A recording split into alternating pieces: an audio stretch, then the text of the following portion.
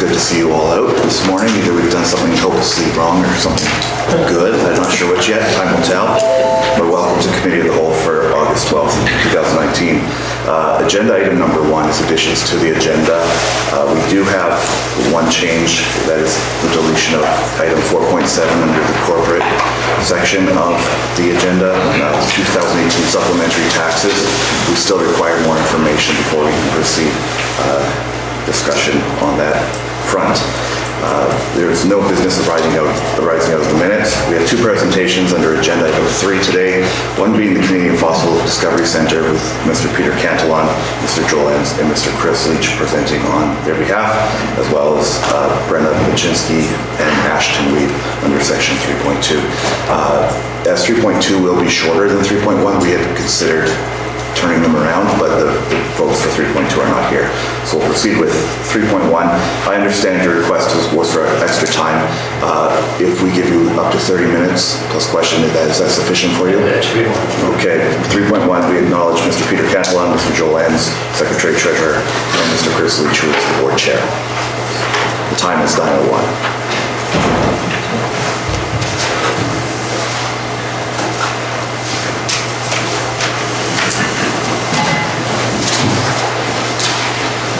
Council, Your Worship, Council, ladies and gentlemen, staff, thank you for this time. We certainly appreciate it. I'm just going to sit down so I don't blockade everybody behind me. We definitely appreciate this opportunity to present to you.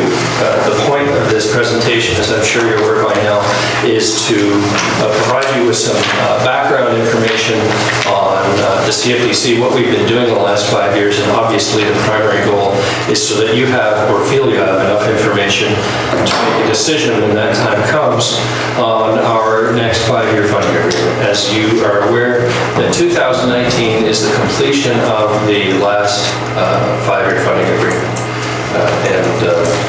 So we'll get into that. We've entitled the presentation Investing in Morden because it is our belief that as an institution that is part of the City of Morden, when you invest in us, you're investing in the city. Not simply providing one organization with the funding to keep going or creeping along or whatever you want it, however you would like to describe it, but in fact putting money into the city no different than when you're putting money into roads or water or something along those lines. So hopefully I'll have provided enough information at least to pique your interest and to get you to that point where you would agree with us. But of course that is up to you. In your kit folders, you'll see just some basic marketing information, just so you have some additional background that you can go through. Gives you a sense of where we're at from a branding perspective, the kind of information, sort of the tip of the iceberg, as to the kind of information that's traveling worldwide with our visitors, folks that come to the museum. A lot of this literature, the information you see, also goes to Travel Manitoba's entry sites into the province. It gets distributed all over the province to different tourist destinations and outside of the province as well. And so it's our effort to present and market the CFDC and the City of Morden to the best of our ability with the goal of attracting more and more people into our community to see what the CFDC has to offer. And of course, you cannot in any way market the Canadian Fossil Discovery Centre without marketing the City of Morden. We would not want to market them separately, but it's just to make you aware that the two are entwined. We exist as part of and within the City of Morden, and so whenever we're mentioned in a news article or on television, on the internet, or in any other capacity where people can access information about us, the City of Morden is there as well with us. And so we hope that you see our effort is not solely our effort, but our effort as part of the community. And so, if we could move to the second slide. So, the ask. We're not going to save that until the end, because what's the point? Rather than build up to it, we'll start off right up front and tell you what we're hoping for. And I recognize, as does our board, that the city has all kinds of priorities. There are all kinds of things that come to you, and that it's your task to kind of winnow through those things and make decisions and triage, especially spending decisions. We do recognize that. My role, just so you understand, my role and the board's role is in the long-term best interest of the Canadian Fossil Discovery Centre, to see it continue, but not simply to see it continue, but to see it thrive. And we believe that a thriving organization is not simply best for us, but best for the community within which it exists. And so that's what this is based on. We're pitching an ask of an 11% increase over the next 5 years as something that we believe will allow us to continue to thrive and grow even beyond what we've done in the last 5 years. So what that equates to is $123,500 per year. That is not the highest amount of money the city has funded the CFDC. Year over year, in the mid to late 2000s, that high water mark was approximately, well, it wasn't approximately, it was $130,000 a year over year. So this is less than that by a decent margin, but it's an 11% increase over the past 5 years, and we think it's what we would need to thrive based on our own plans and our own 5-year plan, which we are redeveloping now. There are other options there that you can see.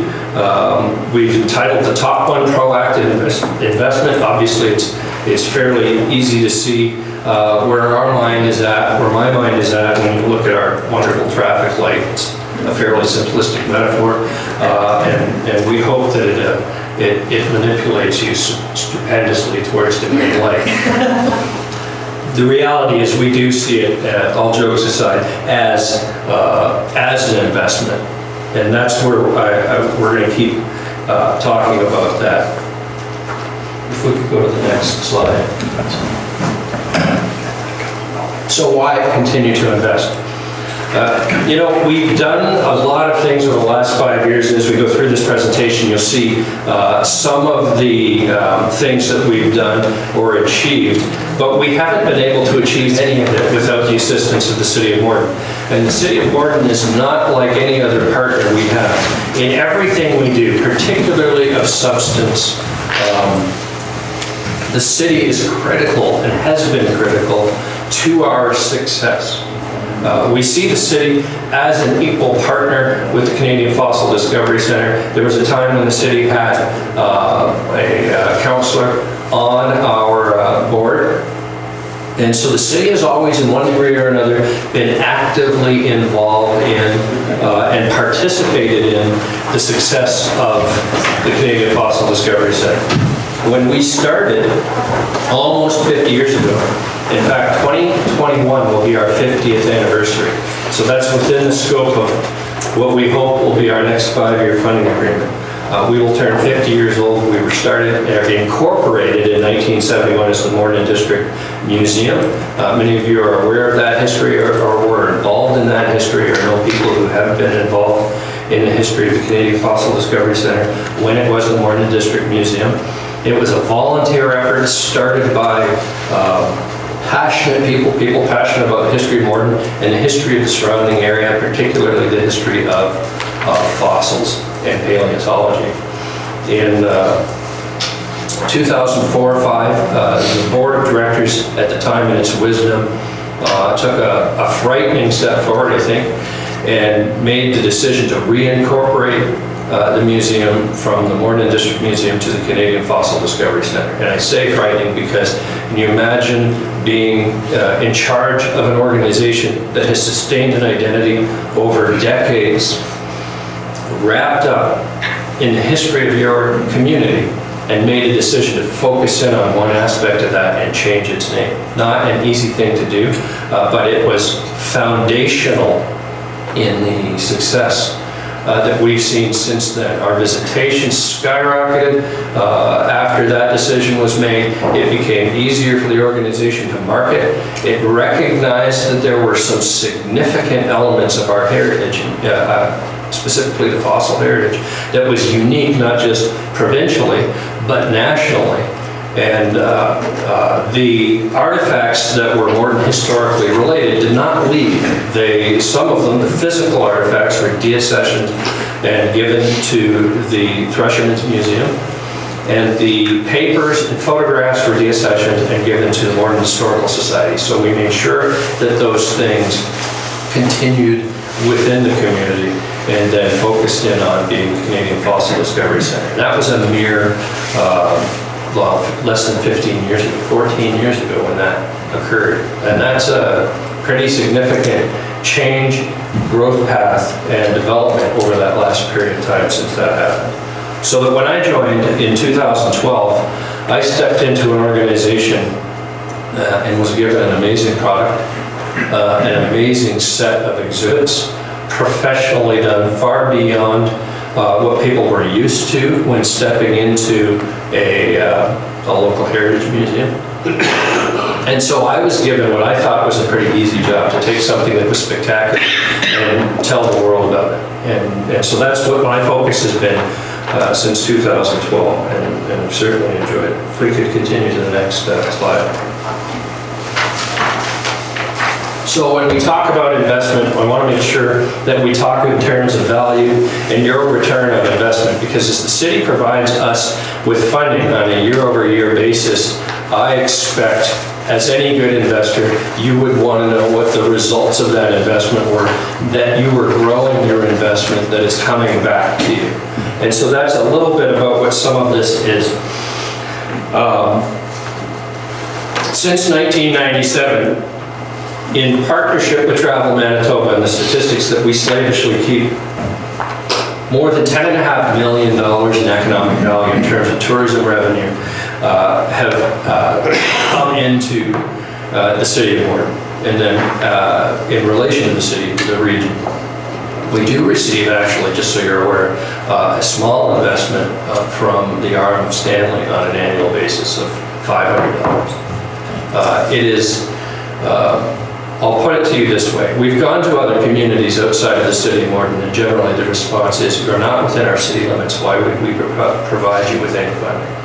The RM of Stanley has provided us with a small amount of funding because it's symbolic. It's symbolic of their belief that we're having an impact beyond Morden, and they want to have a foot in the door, and so we've appreciated that. But just so you're aware of that. That $10.5 million impact is measured on the basis of Travel Manitoba's studies, and they do an annual study of the amount of money spent by tourists in the province, but not just province-wide, they do it on a region-by-region basis. So those numbers are distilled down to the central region, which includes Morden, on a per tourist basis. So it's an average, and you all know how averages work. You've got highs and lows, and somewhere in the middle is an average amount of money spent per tourist. Now, an American tourist is measured to spend approximately $350 to $400 Canadian per day on their visit per person. A Manitoba tourist, substantially less.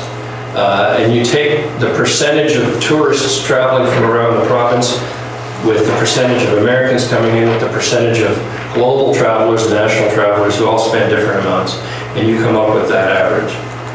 And so that average times the percentage of people coming into the CFDC equals that measure of economic impact. We're not multiplying it by every single visitor to the CFDC, but only those we know come from outside of the city of Morden who are bringing money into the city of Morden. And so you're aware, approximately 8% of our visitors, 7 to 8% of our visitors come from the city of Morden. So more than 90% or a little bit more than, depending upon the year, are coming to the city of Morden from outside of the city. 50% are coming from the city of Winnipeg. And when we did a comparison, you've probably seen in an appendix in your portfolio there, to the Royal Trail Museum, on a percentage basis, not on a numbers basis, they're obviously attracting a lot more people, about 350,000 people a year. But on a percentage basis, their breakdown of provincial, Calgary, Harrison, Winnipeg, national and American and international tourists on a percentage basis are almost identical to where we are. Where we, I think, achieve a little higher is that they have 3% of their visitors come from the United States. For us, it's 8%. It's a pretty high number, but their population catchment in south of Alberta is less than what we have, and they're a little bit further from the border. So we've had more than 155,000 tourists over the past 22 years, and in the funding period, the last funding period, from 2015 to 2019, 61,000 visitors. And just in that period alone, then, that's a $4.5 million impact from a tourism perspective on a local economy, in comparison to the funding period, which amounted to $556,000. So we want to give you a sense for what we're trying to do with your investment.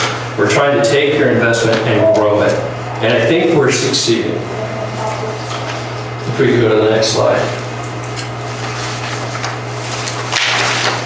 So, thank you. It's not the end of the presentation, but it's a point where we can say thank you to the City of Morton. There are councillors on this council who were involved in previous funding arrangements, and we thank you especially for having the vision to recognize that what you're doing is investing in an organization. We don't want you, and I will a little bit, because obviously we pester you. I don't want you to feel pestered. And I know it's tough for a council who has so many outside organizations coming to it on a regular basis. But I really want you to understand your investment is turning into something. Those dollars are turning into, they're being brought to businesses. They are dollars that contribute to local employees' salaries and further spending within the community. So it's truly an investment when you're putting money into an organization like ours and we're able to take it and responsibly grow it and develop it. That's what we want you to see. So I want to thank you for your investment because that's what we're trying to do is turn it. And we wouldn't be able to do what we've been able to do, frankly, without your investment. There's no way to get around that. We are inextricably tied to the city, and we like that. We wouldn't have it any other way. If you can go to the next slide, please. So it's a high ROI, no matter how you measure it. Your return on investment has been, I would say, well above the market's average return, no matter what kind of investment you're making, unless you're walking into a casino and getting really lucky. Annually, we're getting visitors from more than 50 countries. So we're exposing Morton to people from all over the world, and they're bringing their stories with them back to where they came from. They're coming for digs. We've had a lot of our digs now are increasingly coming from the United States and other countries. And they're here for multiple days, and they're asking us, what should we do? Where should we stay? And so that's when we get our opportunity to really talk about Morton and how spectacular Morton is and where they can stay, places to eat, places to shop, things to do, and such. Every Canadian province, 2 territories, we're still waiting for our first visitor from Nunavut. They probably have already come, but they just didn't tell us. 38 US states, which is awesome as well. So they really are coming from all over the place. We've been featured in Canadian Geographic in a 6-page spread, which was just phenomenal and in-depth. We're the top-rated destination on TripAdvisor for the region. We have raised $100,000 towards those 3 monuments that the city chose to purchase and install. And we project manage that effort in partnership with the city as well. And we think the monuments have been doing a great job. It's very difficult to measure the impact of the monuments, but I'm sure as you drive past them, you see people regularly getting their photos taken, visitors and otherwise. And we know that residents bring their visitors to these monuments, showcase them, and talk about them in a way that is filled with pride. So we know that people like them. And And we're thankful that the city has had the foresight to invest in those things as well. For the next slide. You know we achieved signature museum status in 2016. That's something that the museum had been working towards for about 13 years prior to that. And we were the instigator for Manitoba's newest emblem, the Mosasaur, which is really cool because forever enshrined in legislation is the City of Morden and the CFDC. That act of legislation, which is required to create an emblem, specifically talks about the influence of that emblem being the Canadian Fossil Discovery Centre situated in the beautiful Pembina Valley in the City of Morden. So you can read that act, anybody who reads that act can find a reference to that. And it's really remarkable to see that recognition. We've been featured on Canada Post stamps, on coins by the Mint. More than 1,400 global news articles currently reference the Canadian Fossil Discovery Centre, and thus Morden, if you were to do a quick Google News search. And when you search for the term fossil, which is a pretty general term, we are 3 instances on the front page of Google. The only instances that rank higher than us is the company, Fossil. So that makes watches. So we're okay with that. We'll try to do better. But we're happy about that. If you go to the next slide.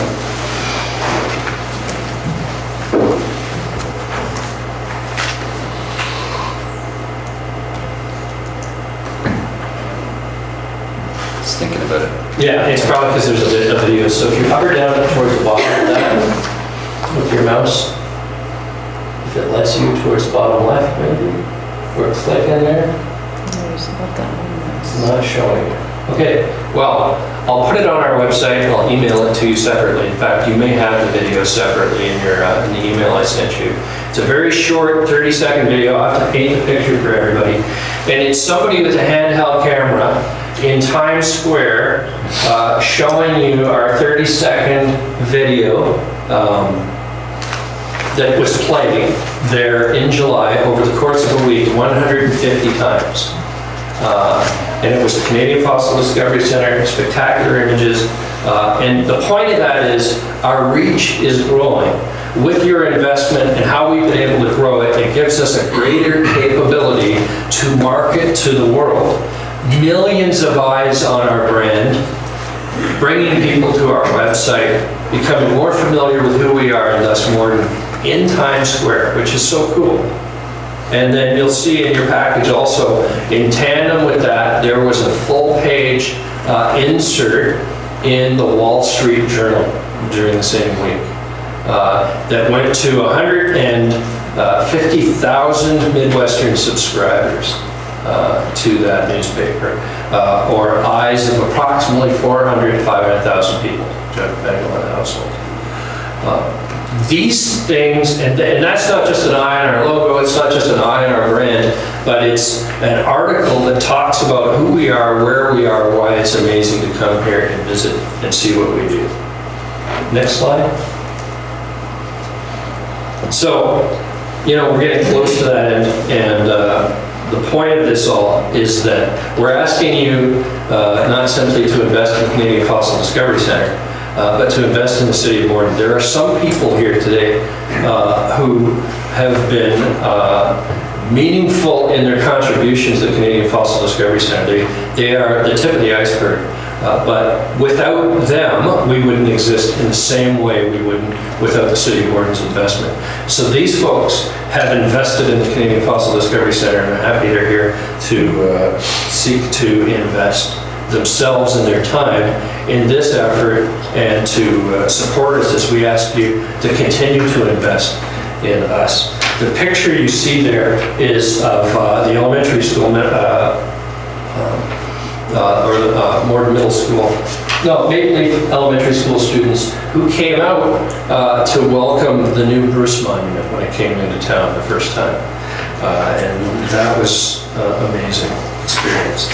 I want to reiterate that a city is not made up of roads and water treatment plants and other necessary infrastructures. It's made up of its citizens and its institutions. Without the citizens and the institutions, there are no roads, there are no water treatment plants, there is nothing. So when you invest in an institution, you're investing in the city.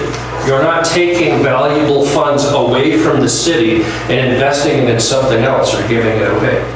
You're putting it into something that is necessary for the development and the growth of the community, for the well-being of residents, something they can be proud of, something they can showcase to their visitors and new residents who are coming in. Let's go to the next slide. So that's why we're asking you to invest. There's a lot of value in taking your money and putting it into something that you think will grow your impact and the impact of the community as a whole. Obviously, it's politically popular. We get ministers down all the time who are interested in what we're doing, why we're doing it. It depends on the cycle, obviously. But in this picture, you see our local MLA, you see the Minister of Heritage, Kathy Cox, you see the former Chief Protocol Officer who was partly responsible for helping us get that act for the new emblem in place. The Chief Protocol Officer there, Dwight Macaulay's son, is now in community planning here in the city of Morton. And so the things that you do are being seen by people who are connected to people all over the province, all over the country, all over the world. Next slide, please. I like Iceland. Anybody knows who was, you were overwhelmed with my obnoxious photos of Iceland when we went there on social media. But I wanted to point this out. The value of tourism to a region. In 2018, with the collapse of Iceland's largest tourism driver, which was WOW Airlines, that led to an immediate 28% drop in tourism the following year. Because people couldn't get to Iceland. Not in an affordable fashion. Tourism is 8.6% of the GDP for the entire country. In 2017, that tourism was valued at $2.74 billion Canadian. After the collapse, Iceland lost approximately $765 million Canadian. WOW Airlines lost $18 million, which led to its collapse. When you look at the difference between the WOW Airlines loss, which allowed it, which meant it struggled to maintain itself at those losses. We're not losing money, by the way. This is not a cautionary tale. We haven't lost money in many years. And our goal is to continue to do that so that we can reinvest as well. But Iceland lost $765 million to their economy. And you wonder if it would have been worth investing $17 to $20 million in WOW Airlines to keep them going in exchange for $700 million in economic impact. It's difficult for governing bodies to see that link. That's why Iceland wasn't doing it. But it's very easy to measure the impact after the fact. So I only present this not to suggest that if you don't invest in us, we'll go down the tanks and you'll lose a huge amount of money. More, I want to emphasize that your investment is continuing to bring a larger value to the community because you had the foresight to see the value of it. And so we're not in a position of WOW Airlines. Last slide, second last slide, is really just back to that ask again. I would ask you to consider if you think the value that we bring to the economy is worth a proactive investment. That's what we're hoping for. And at that, I'll just end it and final slide has my contact information. Just say thank you, and we're open to questions if you had any. Thank you kindly. I didn't realize, in fairness, that you were back from Iceland. Because I snoozed you on Facebook because of your obnoxious posts. Oh, yeah. There were a lot of them. I did. I'm sure a lot of people do that. two feathers in your cap. Number one, I have a good friend in Morden by the name of Joe Minnow. He came from Nunavut, grew up there. His parents came down, he took them to the museum, so they have been. Great. Number two, Bruce Springsteen comes up second for the search. Bruce. Oh, Bruce the Mosasaur, so. Yeah, I'll have to reach out to Bruce Springsteen. yeah, maybe you might want to rebrand You it. see the more influential individual. Yeah. All right, you're happy taking questions. I'll lead with one. In terms of years since you've operated in a loss, do you know how many years that is? We haven't had a loss as an organization since 2000 and might be 2014. I think it's 2013 was our last loss. Okay. But I'll make sure you get an accurate response. And the high water mark was 132 in terms of funding from the city? On a year-to-year basis, and there have been, in this last 5-year agreement, we were asked by the city to come up with a total amount over 5 years, and then we could decide how we wanted to receive it over 5 years. So we chose to front-end load it in 2015. So that year, we received $136,000 as a way of kick-starting a marketing effort. Because as you all know, or maybe you don't, but marketing requires an upfront investment for a return that comes later, as do most investments. And that's why we made a strategic decision to front-end load it. Now where we're at, with the momentum we have, we see the next agreement only requiring a flat annual amount as opposed to front-end loading it and seeing it decline or something like that. I have other questions, I'll leave some for council. Do we have a copy of the audit statements? Did you say we had some? Yeah, it's online. Every year we send the statements. Okay. And they are fully audited. We are with Jim Smith Accounting out of Winkler. We do about every 2 years seek a local Morden accountant by tender, but Jim Smith is usually the one who ends up agreeing. The others are overwhelmed, I suppose. Just so you're aware why we have a Winkler accountant. It's not for lack of trying to have a Morden accountant. When you discuss, sorry, lose my voice. When you talk about tourists and visitors, is that language intentional, or are you using conflating language where the tourists are visitors? Because when we do the calculations for number of tourists versus ROI, is it the same as visitors versus ROI? Not quite. We don't include visitors who come from the city of Morden. Okay.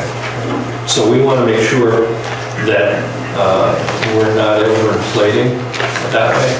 And we do keep very accurate statistics. It's really important for us to do that. Every single person that comes into the CFDC tells us where they're from. And we record that information on a daily basis and a month-to-month basis when we do our training and things like that. So we do know very accurately where people are coming from. Unless they come from Nunavut. Right, and they don't tell us. Right. Then they tell us they're from Morden. Well, they probably They do. go to the Morden Bank. Yeah. So you Can I said, ask- oh, sorry. Go ahead. No. So you said that number was $300 and some per person, 350? The average is about $75 on a per tourist. It's just that the way the average is developed is American tourists are measured at somewhere in the $300 to $350 a day range. International tourists are different, Manitoba tourists are different, and then they create that average out of all of those. So then it averages to about $75. Yeah. I have a question, just unrelated to your presentation, but just curious, are there any more monuments planned, Peter? We would love to have more monuments. Even the monument maker is here in the room today. Monuments in the city of Morden are limited only by the imagination of council and funding. Well, let's say we have a full of information, what do you have planned? Oh, I think in the hopper, we've got all kinds of ideas. We've got a 30 to 50 foot long alligator as a possibility, which would be really cool to ride. And I'd love to do the Apatosaurus, kind of long neck dinosaur up at the beach as a water slide. We've talked about that. A breaching creature in the actual lake. There's So that was Doug Frost came up with, Councillor Frost came up with that idea. He thought, why don't you just be rising out of the Oh, lake? yeah. Imagination is our only limit, and so, yeah, absolutely. So there's at least half dozen ideas as far as from small to large in terms of what we can do monument-wise. I'd like to What, see a like you did- pterodactyl wrapped around the clock tower. You did 3 for 100,000. That wasn't the total. That wasn't the total amount. So we just contributed from a fundraising perspective, but the city contributed enormously as well. The city provided the land, the city covered the cost of installation, concrete work, and in the instance of the fish, the city covered that entire cost outside of our own in-kind contributions in terms of project management and stuff like that. We raised approximately $68,000, well, not approximately, we raised $68,000 in funding towards the most sort of the front of the community, and then an additional $22,000 or $32,000 towards the turtle at Co-op. The numbers that you present in terms of visitorship and ROI clearly indicate that the last 5 years you've been outpacing yourself year after year. With the ROI that you're suggesting, almost matching that for the previous 17 years combined. The economy, the cost, the inflationary forces have gone up 36% since 1997. Is there any inflationary adjustment in that number? No. Okay. Other than Travel Manitoba statistics come annually, and so they are numbers for those particular years, but yeah, they have been adjusted up. Okay. Areas that you can talk about, is there any plans for some major promotions or different things like that coming forward? Well, we have our 50th anniversary coming up in 2021, and so there's already some thinking and planning towards that end. We have submitted requests a few times through various avenues to the Governor General to entertain royal patronage, which would be awesome to be the Royal Canadian Fossil Discovery Center. That's a very political decision. It is not simply fill out a form and we'll get it to the Queen and get back to you. It has to be a recommendation. So we're working different avenues, and that's marketing value primarily. But it's also cool. Manitoba hasn't had a royal patronage in quite some time. And we were angling for Manitoba's 150th, which is 2020, and you never know. We're also working heavily now on planning for the possibility of a new facility, and we have a facilities committee put together. We've intentionally kept a lot of that discussion out of this presentation because we don't want to entangle your 5-year agreement consideration with what we may or may not do from a facilities perspective, but we are thinking about it. Whatever we do, we want it to be long-term, we want it to be sustainable. We do not want to be that kind of organization that builds something spectacular and then sees it fail and everybody who built that spectacular thing has moved on. That's not what we want to see. So rest assured, anything that we do, we'll do with an eye towards long-term sustainability, ongoing coverage of operational costs and things like that. Maybe you might want to mention the foundation of Betsy Nickel. Yeah, absolutely. Some of the substantial things that we've been doing and continue to do with the Betsy Nichols Award. For those of you who aren't aware, Betsy Nichols was a significant influence on the Canadian Fossil Discovery Center. She had a huge impact as then in the 80s, a PhD student completing her PhD thesis predominantly based on our collection, establishing our collection in the scientific world as something of note as the largest collection of marine reptile fossils in Canada. Betsy went on to become one of the most important paleontologists in Canada, if not the world, and was at the Royal Tyrrell Museum where they've endowed a chair in her name. She passed away from cancer about a little over a decade ago. We instituted an award in her name because of her influence on us, and that award is the cornerstone of our gala, which many of you have been to now. And so it brings us some pretty substantial folks. Phil Curry, one of the most well-known and influential paleontologists on the planet, a Canadian paleontologist, won the award last year, was a keynote speaker at our gala, and the year before that, who was the year? Mary Schweitzer. Right, Mary Higbee Schweitzer, who, yet another paleontologist cut from the cloth of Betsy Nichols, who would never take no as an answer in terms of her research, and was the first to scientifically prove the existence of soft tissue inside of a 68 million year old T-Rex fossil. Very substantial, very influential, came to speak. As a result of that, and the gala that we're doing, we've been able to contribute significantly to the Morden Area Foundation, which gives back to the community as well. And we're now sitting at about over $80,000 because the province matches our contributions by 50% through a 3-year program. So these kinds of things we're doing to ensure long-term viability, to ensure that we don't solely rely on city funding because that exposes us. So And raise the profile. Yeah, and raise the profile for sure. Dr. You say you want to do things, not to rely on city funding. You're talking a new facility. Right. How would you do that without huge city funding? Right now, you're getting $80,000 a year free rent.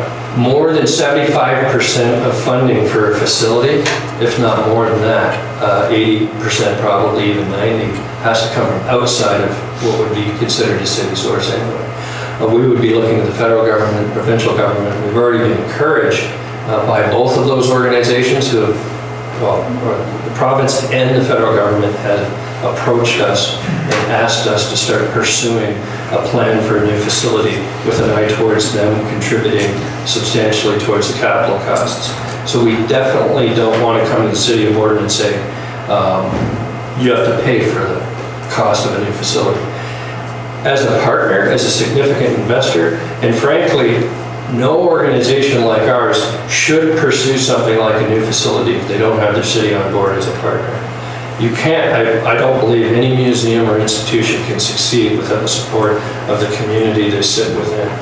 It doesn't make sense. So we will definitely be talking to the city about these things. I don't know what that looks like from a numbers perspective. I do know that the city's always in a difficult position of trying to figure out how to spend and where to spend and being forced to spend in certain other areas. So my early planning is on coming to the city when that time is right with something that is as in-kind and spread out over as long a period as possible to make any contribution by the city as absorbable as possible, not just saying, hey, next year, $5 million. And that's not our goal. When you identified 4 different investment paths, could you speak very briefly about what those look like in terms of expansion of programming, or whether they're used, if we divest, you should have used a turning signal for divesting. Yeah, but is it a loss to exhibit? Is it a loss to marketing? And that kind of thing. If we go all the way to the sorry, I don't have the options in front of me right now, but if we go to the other end, is that an increase in quality of the exhibit? Is it increase in marketing and exposure? Can you speak very briefly about where that ends up? Sure. So proactive investment is titled that because if you can invest at that level, it allows us to do more than what we've been doing over the last 5 to 7 years. And you've noted that we've done a lot over that last period of time. And that's primarily because we've been able to take funds and focus it from a marketing and communications perspective onto our key demographics, our key markets. It's a lot of low-hanging fruit. Winnipeg is our nearest large market, our nearest income driver. The more we can market into a community like Winnipeg, the more we can do in that demographic, the more visitors we're going to attract. And so proactive investment allows us to market at a higher level, a more strategic level, to stay in the consciousness on a more often basis. And it's all cost, right? I mean, we try to do as creative partnerships as we can with different organizations, in-kind partnerships to keep our name out there, media blitzes and things like that. But the reality today, especially in a market like Winnipeg, is you have to be constantly coming up again and again and again in people's consciousness so they remember to come see you, because people forget very, very quickly. And so proactive investment allows us to increase our marketing. It allows us to do more interesting programming initiatives. We've been able to, through our marketing and communications, which has helped us increase our revenue, been able to bring in a dedicated program or additional staff, which allows us to broaden our bandwidth and do more things, broaden our day camp opportunities, and the kinds of things that make sense. People are always coming to us, why aren't you at this festival? Why aren't you at this festival? Why aren't you at this parade? Why aren't you in this organization? Because every one of those things is 1 to 2 bodies minimum. And we're growing our volunteer base, but anybody here who's in the volunteer or volunteer-related industry knows volunteerism as a culture is doing one of these. People are less and less committed. There are no more elks and lions, right? Culture is inwardly focused for good or ill. And so we're trying to turn that around and bring more value to our volunteers and not just ask them to give. And in the same way, that kind of investment will allow us to do more in these areas. As you go down that list, it just scales it back. It scales back what we can do from a marketing perspective. To maintain or divest, we'll see us flatline at least, and see our growth slow, stall, possibly diminish. We don't want that to happen. We have been growing beyond the tourism industry's growth, and Manitoba's seen the tourism industry grow every year for the past 7 or 8 years. But it's growing at about 1 to 2%, sometimes 3. We're growing substantially beyond that. And it's just because we've been given the ability through investment to be able to communicate what we are, what we have, who we are to our markets. So that investment is directly related to that influence and our ability to expose ourselves to the broader world. I just want to say, I was in the communities room with you, and when we were downstairs visiting there, and the app on your phone that you could have to kind of interact, and that's a good educational thing, but also it's good for kids and... Oh, thank you very much. We have 2 apps, and that's some of the investment that we've been taking and using towards making the museum more than just a static walkthrough, but keep getting people involved. As you're aware, we're in a space that's about 13,000 square feet, and we can't do more with it from a physical space perspective. Now, obviously, our imaginations, I think, are pretty good down there. We're always trying to find new ways to do things. But now where our focus is in our current location is on adding depth to the visit and adding substance beyond the exhibits themselves. So the apps are a good example. Once we installed or launched the Fossil Discovery Adventure, which is more of a kid and family-oriented app where people are going through the museum hunting for fossils. They have to answer questions based on our exhibits, so it forces them to engage. It almost doubled the length of stay, so people feel they're getting more value for their money. And the same goes, we have a digital audio guide. Instead of the old handheld devices that you find in many museums, which are difficult to maintain and costly, this is another reason why we're able to take your dollar and stretch it further. Instead of trying to maintain old technology that's costly, we use technology that people bring into the museum. They own it, they buy it, they maintain it. We don't spend anything on that. We have an app It's easy to maintain. They download for free thanks to Mornet, which is available in our museum. And they're able to take that and then hear French as an example, or English. Or we have our third language, which I won't say what it is because I want to launch it properly. But coming in September, crazy exciting, and it would be difficult for you to guess what it is, but it makes a lot of sense. And that brings people in the museum. The nice thing about apps is they can be used by people outside of the museum, right? So they can download our audio guide and they can hear about our content anywhere in the world. But instead of saying, I don't need to visit the museum because I heard the content, it makes them want to come more, no differently than seeing a picture of the Eiffel Tower. Does not say to someone, I saw the picture, I don't need to go to Paris. That's not the way it works, right? So we're teasing people with content. Thank you for recognizing that. Can I take a guess at which language it is? You can guess. Spanish? No. Oh. Is it First Nations language? Indigenous? I don't know. I just thought Could be Russian. Brazil had the other museum. Right, yeah. Any other questions from council? That's good. Good? Thank you. Okay, we'll have probably some follow-up with you through the city manager, and we will continue the discussion at budgeting time. Thank you for your indulgence and thank you for your time. I appreciate Thank it. you. Thank you for showing up. You don't have to stay if you don't want to, but we are excited that someone did show up. You know, I would normally stay. I have a follow-up meeting. Okay.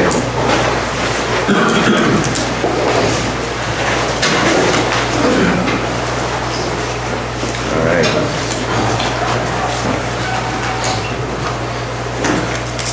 Time is 9:51. Agenda item number 3.2, road closure, presenting Brianna, is it Baczynski or? Yeah. Close? Or Yeah, no, that's right on? fine. Yeah. Okay, and Ashton, is it Weeb? Yeah. Okay. 9:51, we recognize it for 10 minutes.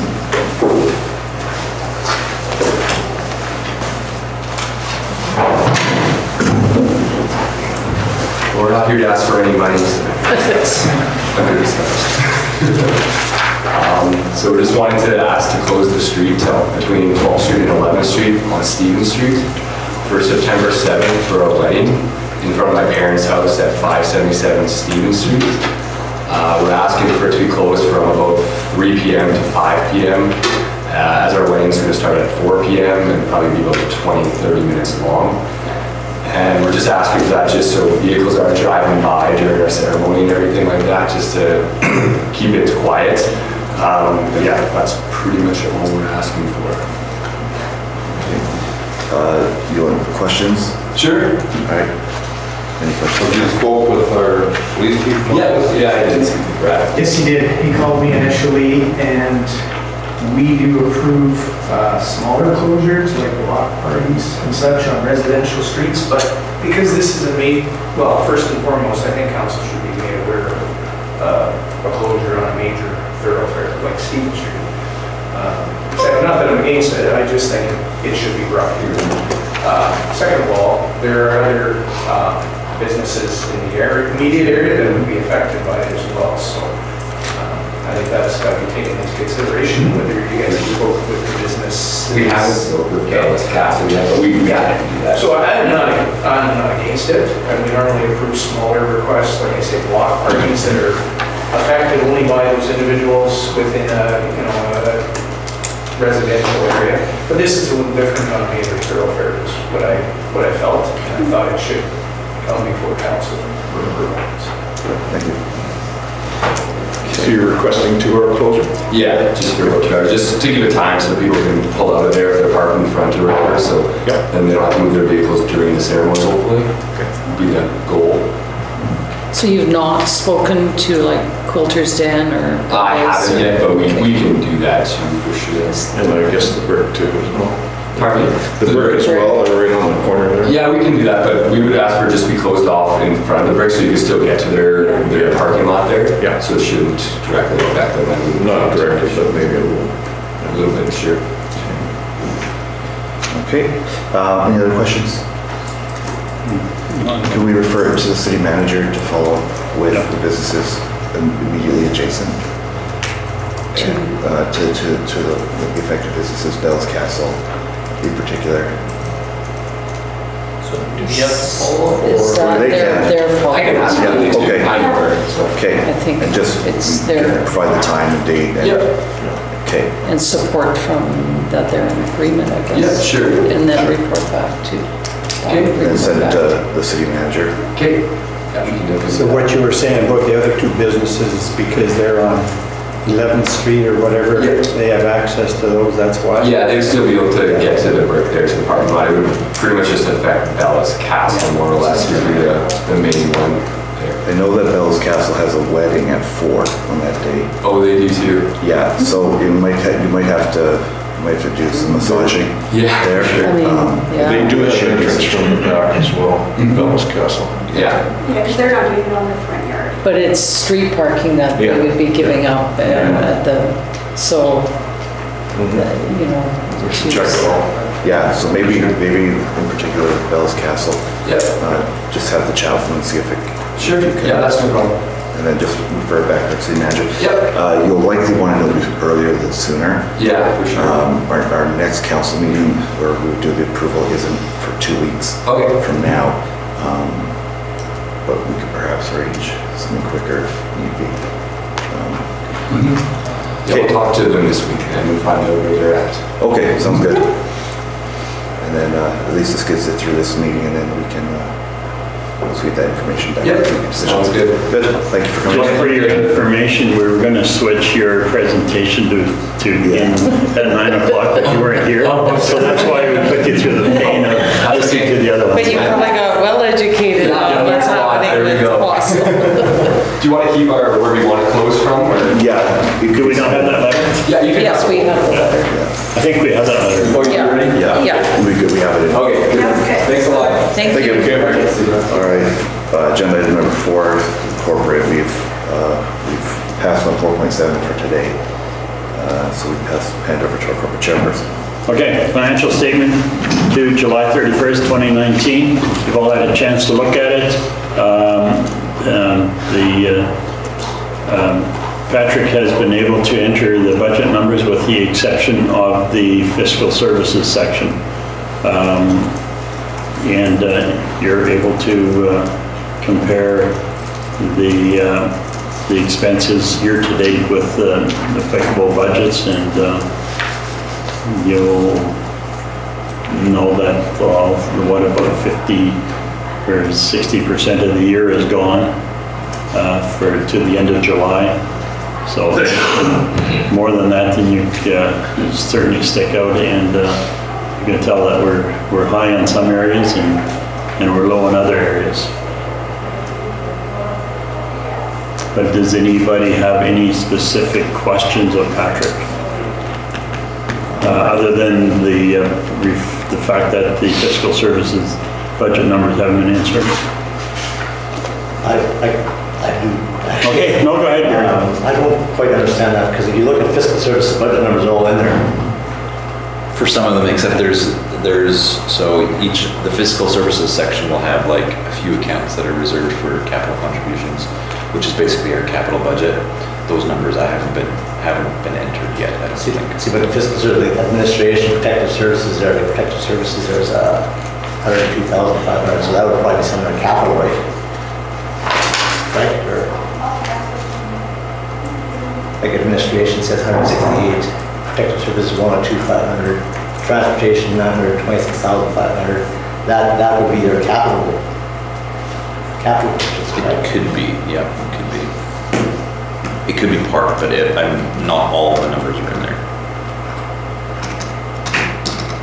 Because currently, we're still showing a budgeted deficit of $794,000. Right? On the budget you're talking about? Yes. Yeah, like I said, like not all the numbers are in there, so that number won't be accurate of the total at the bottom until I can get the fiscal services ones in there. The number Gary's referring to is on page 22. Correct, yeah. Correct. And that number needs to zero out to Correct. Can we assume that it'll be in by next committee of whole meeting, Patrick? Yeah, I'm trying my best there. Well, with a dumper of 794, you know exactly how far you gotta go. Exactly. Yeah. Any other questions, councillors? The only other question I would have is we're like, we're approving financial statements here, but I don't know if anybody else has, but I haven't seen a balance sheet since November. That's part of the financial statements. You shouldn't be approving financial statement. We need to approve just the operating statement. Well, no, that's not right, though. The financial statements includes the balance sheet. Well, we haven't seen the balance sheet. Well, that's what I'm saying. Yeah. Does the iCity not produce a balance sheet? It also has to be created, so I would have to put some work into that. I've started the process, but. Does your program you're working with doesn't provide reports that would? Not specifically. Okay. Like there's accounting reports, Okay. but the financial statements themselves, because every company would look completely different, you basically have to go in and construct it. So then every update, you're physically transposing numbers that you can. Oh no, like at this point, like these, Yeah. because I put the time in to put in the accounts and whatever and where they should show up, these I can print off at any time. Same thing, And same process. they with- update just. Right, yeah, it's Okay. just, that's updated automatically. So once- It's just the initial, the layout of, you can create all kinds of reports, but you Right. have to create the layout. Okay. So once this has gone through once, it should be very easy to maintain these Yeah. reports. Okay. Like Is there any this. help available through iCity to be able to generate this? Because you're talking about a report writer now, is that right? Like what do you have to do in this software? Like I guess we don't educate us.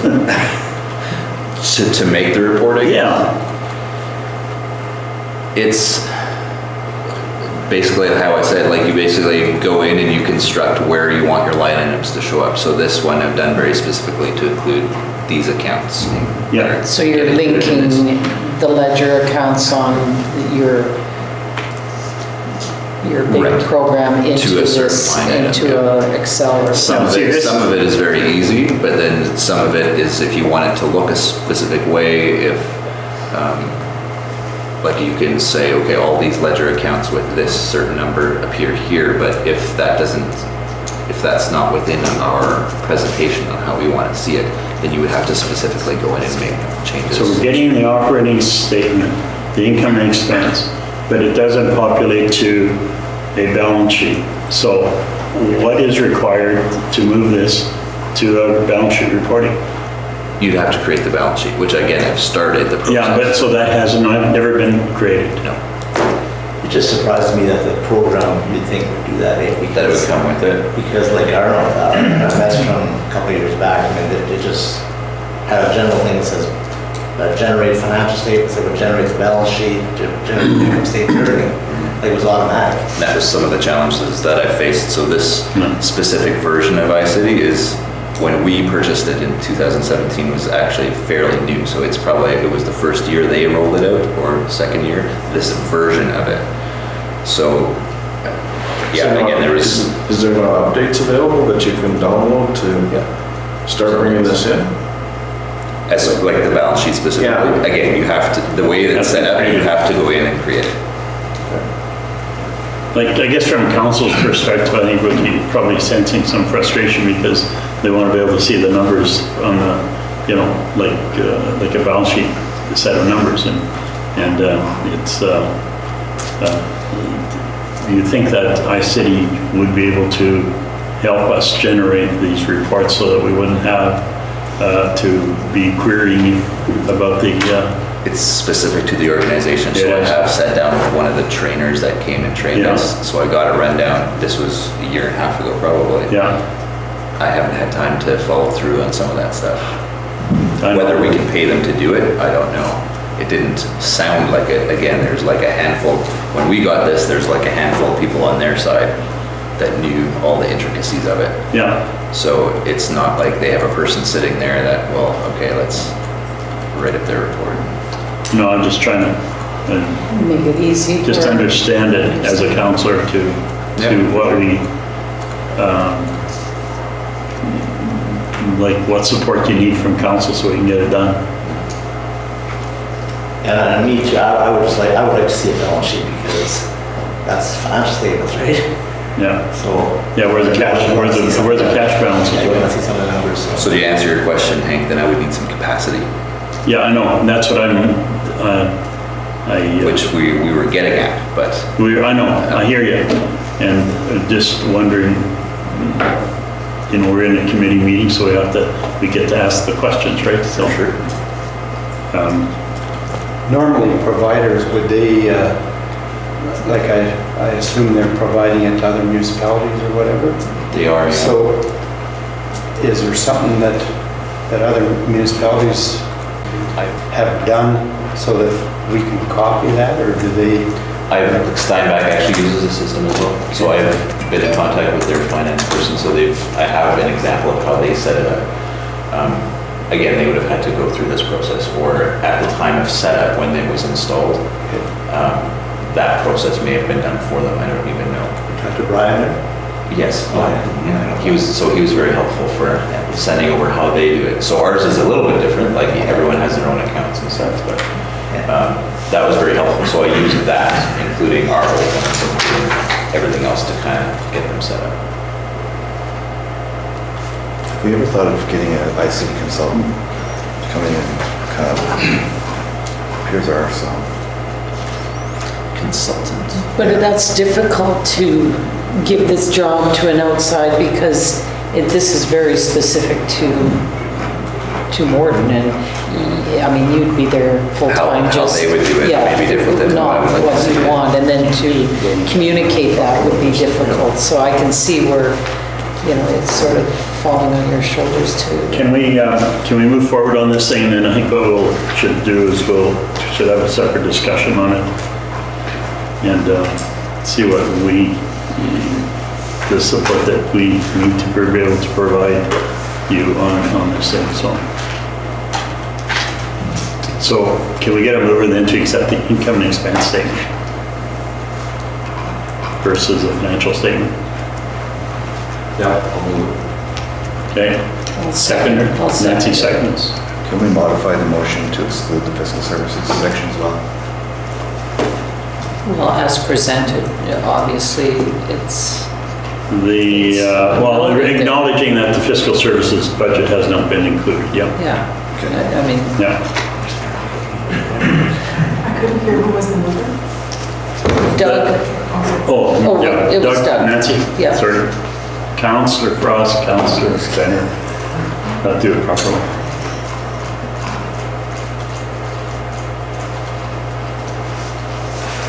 And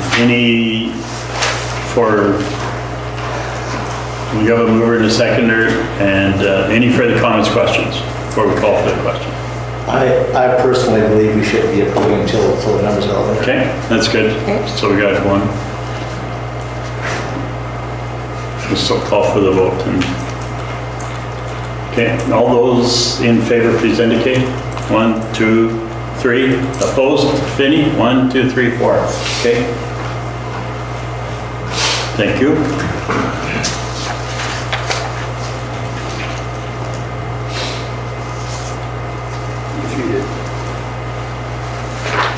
All right, then let's move to the next item, 4.2, Municipal Heritage Designation Policy. I'm going to excuse myself as possible conflict of interest. Okay. So noted.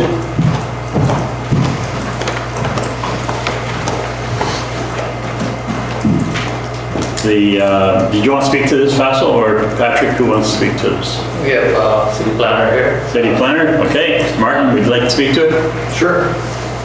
I mean, primarily, it's, if you guys have any questions about it, effectively, what we put together is, back, I believe it was in January, in the committee meeting, there was some discussion concerning allocation of costs associated with a building being designated a municipal heritage site. So this policy was drafted on the basis of not having the city cover the majority or any of those costs. At present, we don't have a heritage management plan, and we don't have a heritage advisory committee. So what the administration did back last August, so previous senior management, previous councils authorized expenditure of $687.50 towards an assessment of a particular property on 6th Street that's subject to the next agenda item. That was done on the basis of getting objective advice from a heritage expert as opposed to city planner, member of council, random citizen proclaiming this property demands heritage designation. It's awesome, don't you all agree? So, in addition to that assessment, other costs associated with the process under the Manitoba Heritage Resources Act include 2 rounds of notices, a notice of intent and an actual notice once the bylaw is passed. It have to be registered on title. I believe in each case that application of land titles is $90. Plus there's advertising in newspapers that has to occur according to these procedures under the legislation. Victor would have a better sense of the costs associated with those, but we're talking about, in addition to that assessment cost for the property on 6th Street, of just under $700, we're probably talking about an additional $400 to the property. Okay, so very first item though, Martin, if I can, it's a municipal heritage designation policy. That's the very first thing that we're dealing with. And then the second part of it is a specific policy. Yeah, the second part is we need a bylaw to designate a particular property at 212 Ninth. Just that individual property. So now we're doing the designation policy that we're looking at, and your recommendation on this one is, maybe I missed it. Yeah, effectively it's the policy would allocate the cost to the property owner or whoever nominates the property. Oh, okay. Designation. This is kind of a stopgap measure until such time as we actually have a municipal heritage management plan and an advisory committee in place. Oh, okay. At which time should we revisit this policy? Okay, so then your recommendation is for council to approve this policy, okay? And don't go away from there because we need to talk about the bylaw after. So is there a committee, heritage? No, there isn't. Okay. We established one, Councillor Penner, in 1986, I believe. It provided advice to council, as it does in other communities, on designation. So in some cases, an advisory committee goes out and actually surveys properties for inclusion and nomination for municipal heritage status. Following that committee being established, just after, remember, Morden Centennial celebration, and there's a fair bit of looking back. So there was some enthusiasm at that time. But since that committee was established in 86, I think between the period of 88 to 95, 5 properties in Morden got formal heritage status under the legislation. Since then, none have been nominated to my knowledge, and none have been designated municipal heritage sites. And the Historic Society is totally separate? Yes. From the Heritage, okay. Yeah, I mean, we could include, as we look forward, we could include representation from the Historical Society on the advisory committee. It's not mandatory. Okay, so then we need a mover then for and this is just as approving the policy for the municipal heritage designation as a policy as presented in your report. I need a mover. Okay. Who moved? Jim Hunt moved and, okay, Councillor Hebert, second. Okay, we'll just do that. Any further comments or questions?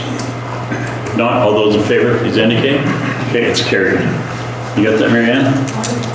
Okay, and then we'll move to 216 9th Street bylaw to designate that individual property as under the municipal heritage designation. So this is first reading. Second. First reading, we have January. The first one was January, this is second and third? Yeah. Yeah, it would obviously be an item that would go to council. This one to go to, so this is the recommendation to go to council. So we can't even ask questions here, this is just information, There's a hearing on the 27th. right? So that'll be Yeah, an we've set it advertised. up and advertised. Okay, That's what- so we're gonna move this one forward into council. Okay. And if you have any questions of it, ask Martin with regards to the bylaw. And we were gonna hear probably people come in and maybe speak to it, who knows, citizens, because they'll, what do you do, 100 meter? No, We advertise in 2 newspapers. 2 newspapers, okay. In advance. But We also specific? send- Yeah, we also, there's no buffers. landowners. Oh, just advertise? Yeah, we also have to notify clearly the property owner and the minister. Okay.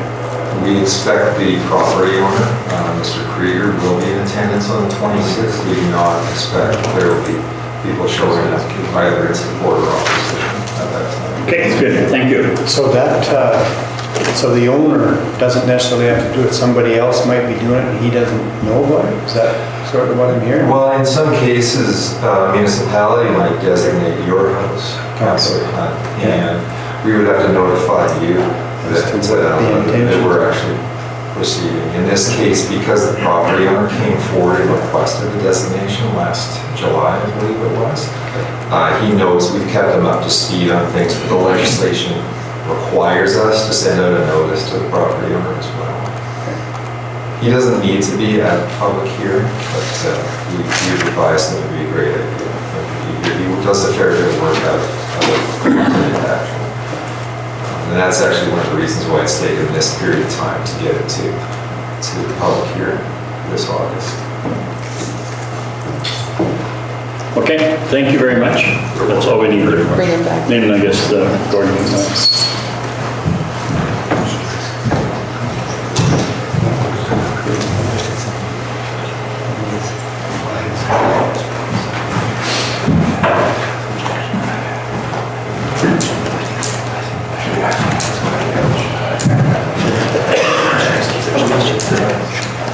that 4.3, that's going to go to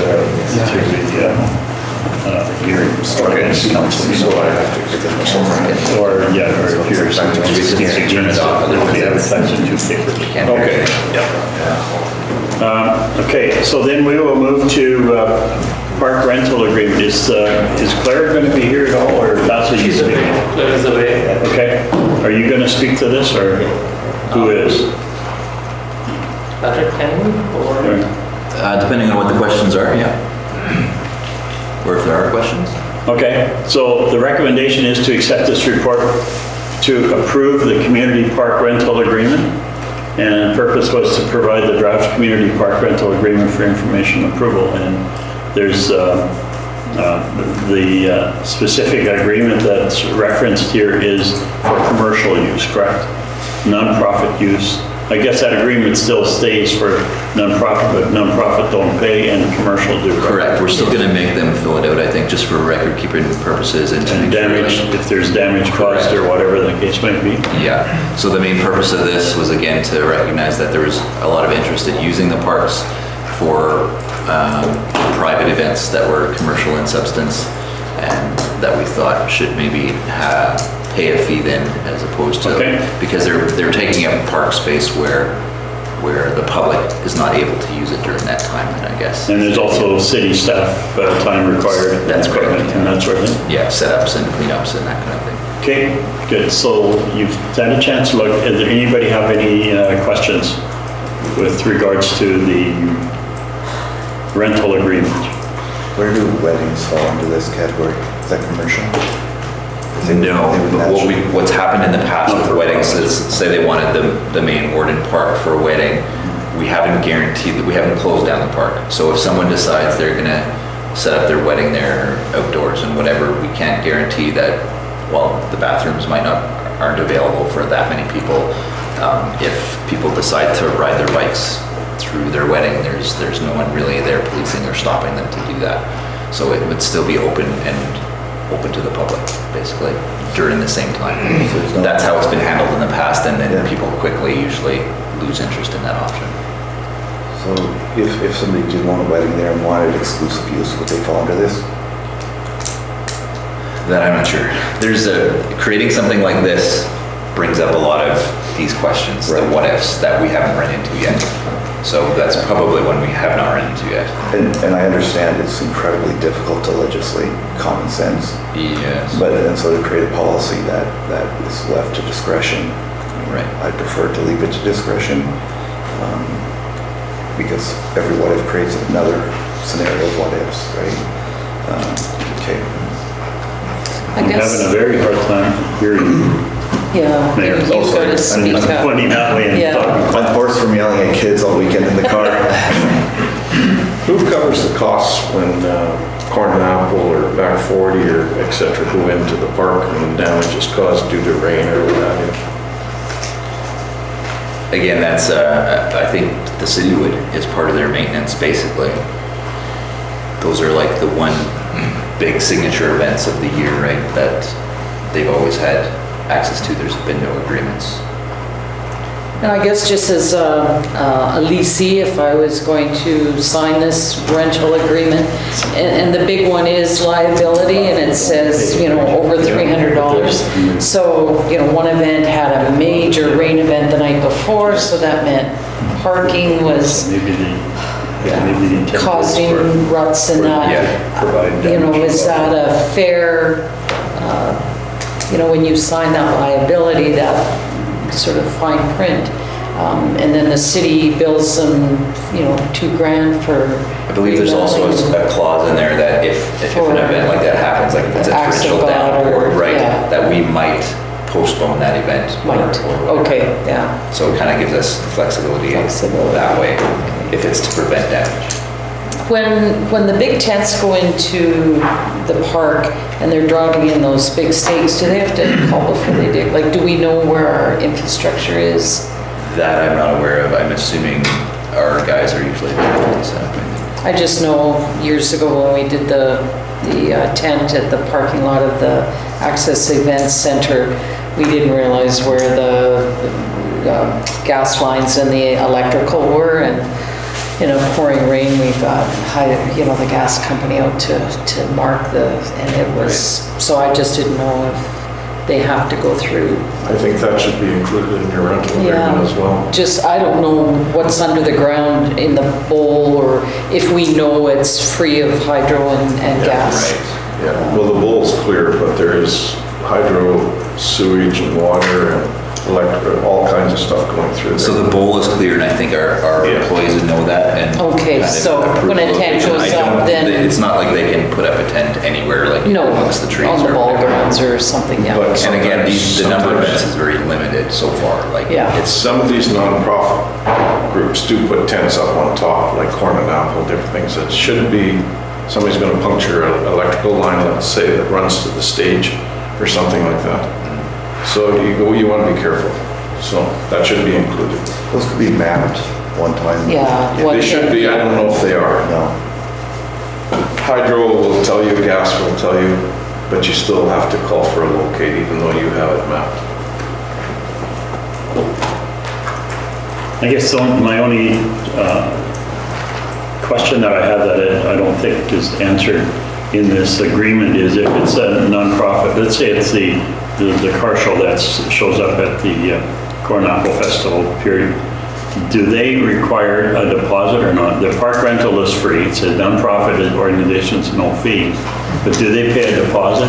Historically they haven't, but with this. Is this requiring them now to pay a deposit? That I'm not sure. I'd have to read over it again. Yeah, as it's written, it required them to pay the deposit. It does. It does. And they get as per it's written. So, and then also, okay, then that's the second part of this is the liability insurance. Are they, when I look at the agreement, it indicates that liability insurance, the leasing is required to purchase and provide to the city community services and events department a copy of third-party liability coverage. So they would then provide a copy of their of their insurance policy for liability? Okay, which is good, I like that, but I just want to confirm that. Is the car show now part of Corning Apple? Because years ago, they wiped their hands of. No, they aren't, no, they aren't. So it's a separate. Yeah. It's a separate group going in. Yeah, there is.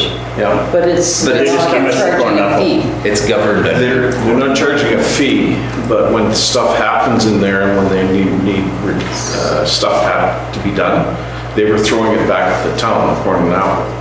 Your employee's got to get in there, clean the garbage. Your employee's got to do this.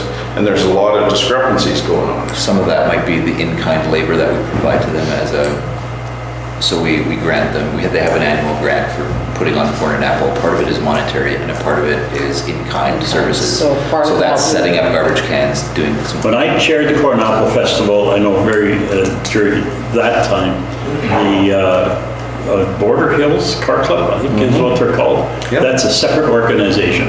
They're just setting up in conjunction with Corn Apple Festival.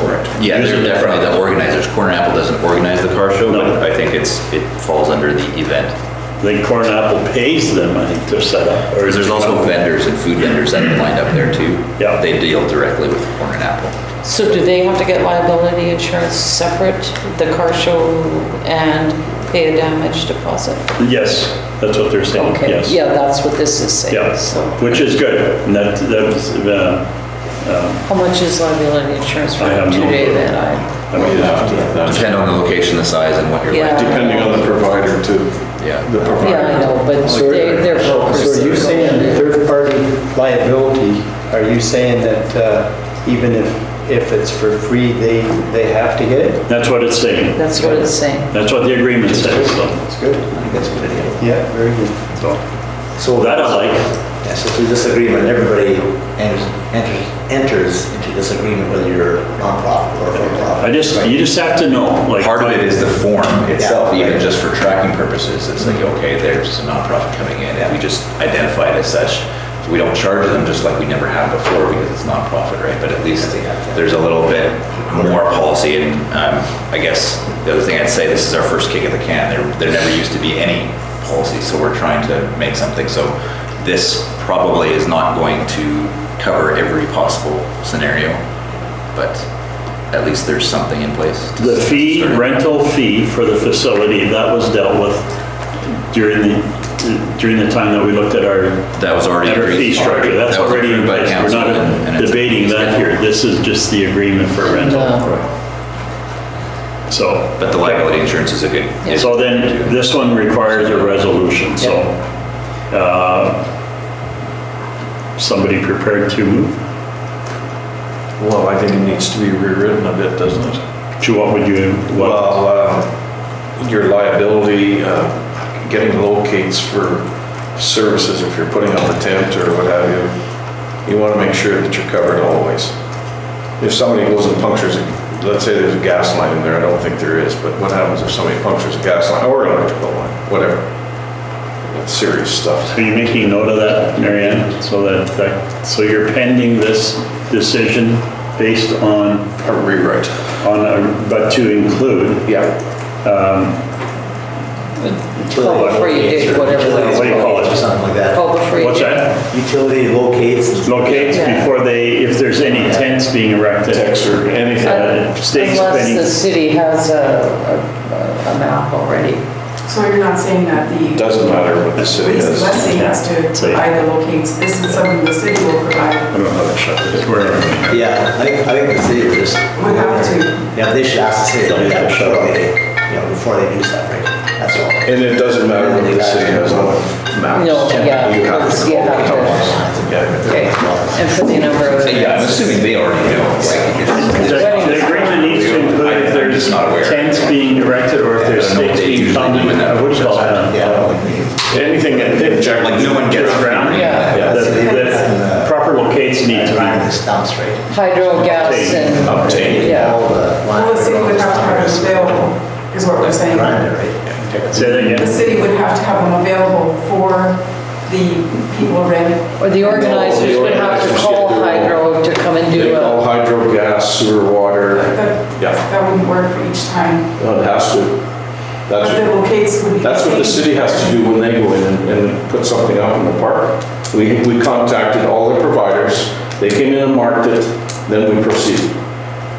But would those stay the same from one function to the next? Doesn't matter, hydro, gas, telephones, water, sewer, they all have to be notified. Every locate's only good for 10 days. Yeah, so they have to make their arrangements. Okay, you'll know. It's kind of, So you are know we- what, it does, that's, Protecting us from. I know, but that's just second. I think they need to do map an area that is safe for putting tents in and this area that is not safe. Is probably something that might make sense. Let's remember You that know, so you nothing has been have a done. map, pardon me? Nothing has been done for 50, 100 No. years. I know. Like, And as long as It's time to start. maintenance is updated, then, So let's say the safe zone would be the bowl, then the map would say anything inside this distance would be safe to put a tent in. Anything outside of that, they delocate. When I went to put the lights in on the west side of the park, there's not a thing in there, but I had to locate everything. Yeah. The guys came in, they looked at it, MTS, hydro, gas, they said, there's nothing here, proceed. So then I proceeded. Okay, so we have to send this back to staff to come back with another further recommendation to address that issue. How they address it, we'll see. But I think it would make sense to have a safe zone and a non-safe zone, so.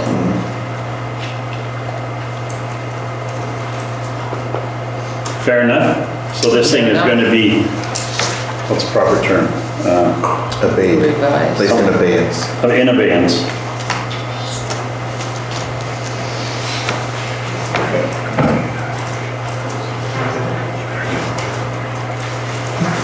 Okay, 4.5. Claire's not here to speak to it. I'm assuming, Patrick, you're going to speak to this, if there is anything to speak to. It's for information. it's for information, yeah. Is there anything you want to highlight? Nothing in particular, no.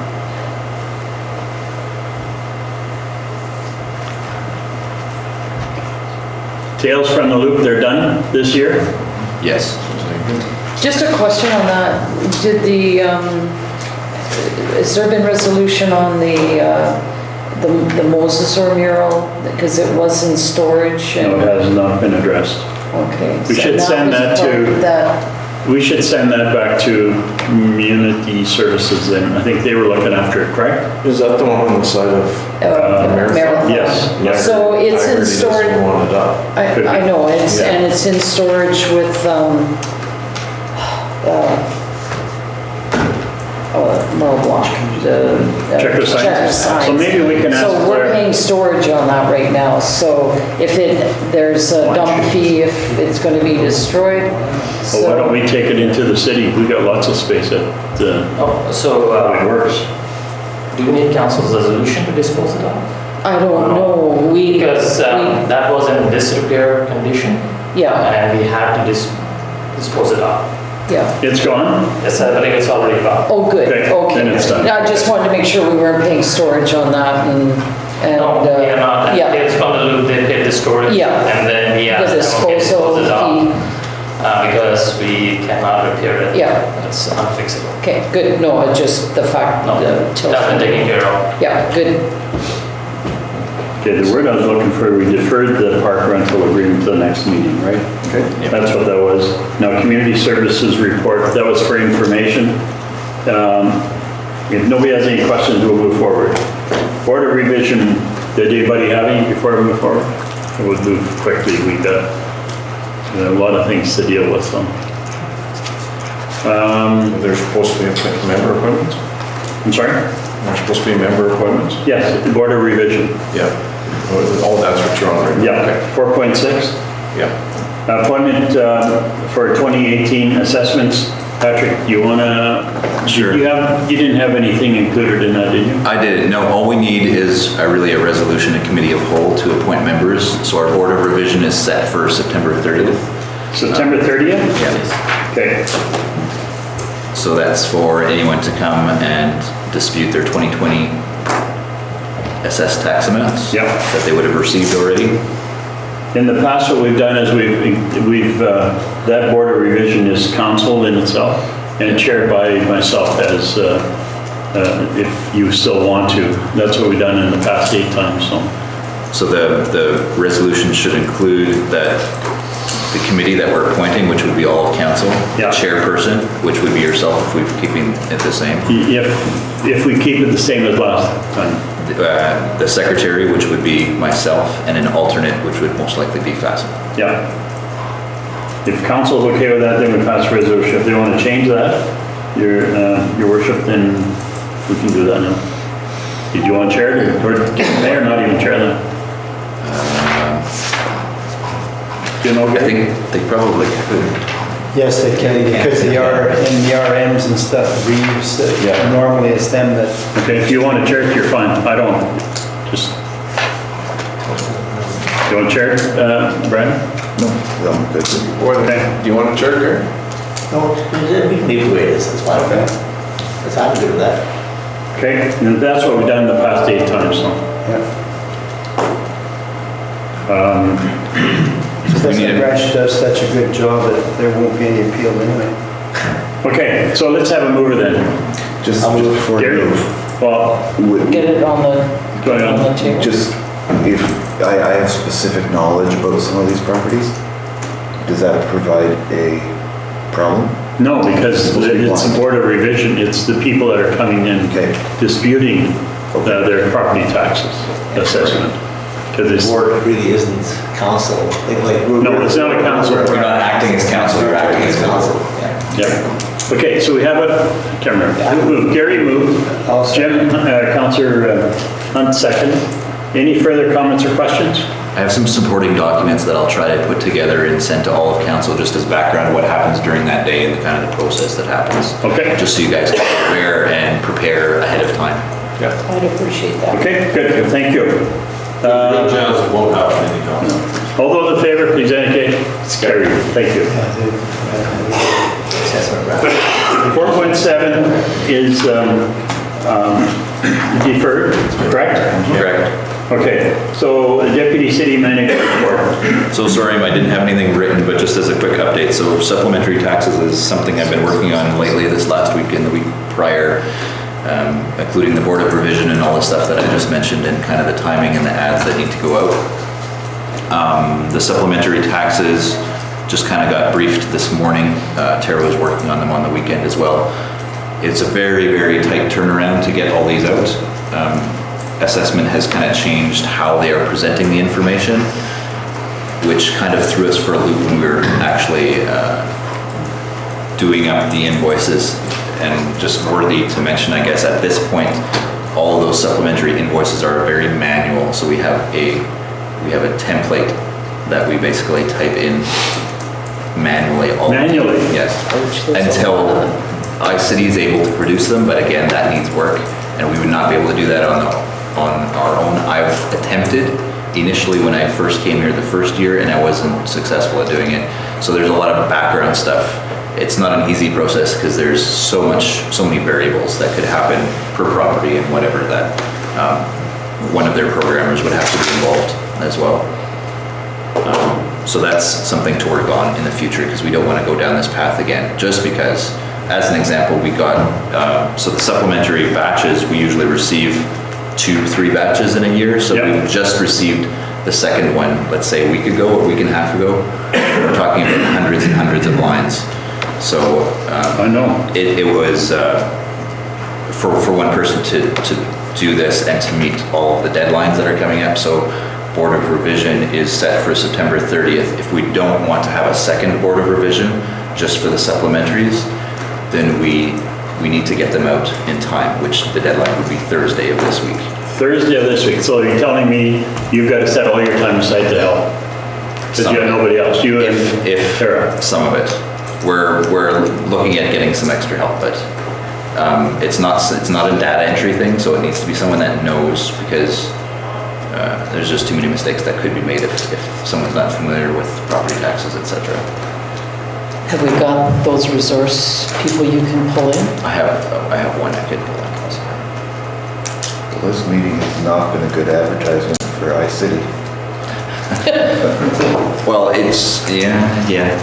the program is capable. It just, But is it assessments branch that just finally got all the information to the city? Is that? some of it, like the second, like we would have had it previously, but then some, like the first batch, let's say. Okay, Again, they've changed their process, so a little bit of background, it used to be sent all in one batch. Now we can access it online as they add properties, which is great if we can do it ahead of time. But at that point, we were still in getting out the big batch of taxes. So just the timing of it is all very tight to get them out to one person.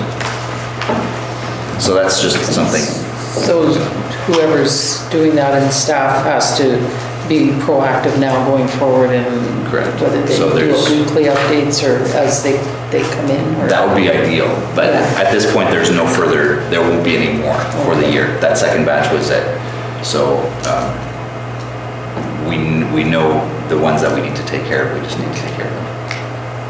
And because of how it was sent, we were kind of confused, they were kind of confused, so we're just figuring some of that stuff out now.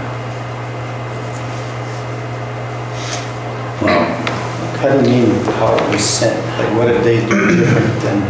they've So done? normally there would have been like a spreadsheet that they send, you're Yeah. probably familiar with that, Yeah. it just. That's what the I roll numbers. was asking the question. Yeah. This time it was like, so one property, for example, we have 3-4 different line items. Okay. Some of those are, let's say it's moving from exempt to taxable.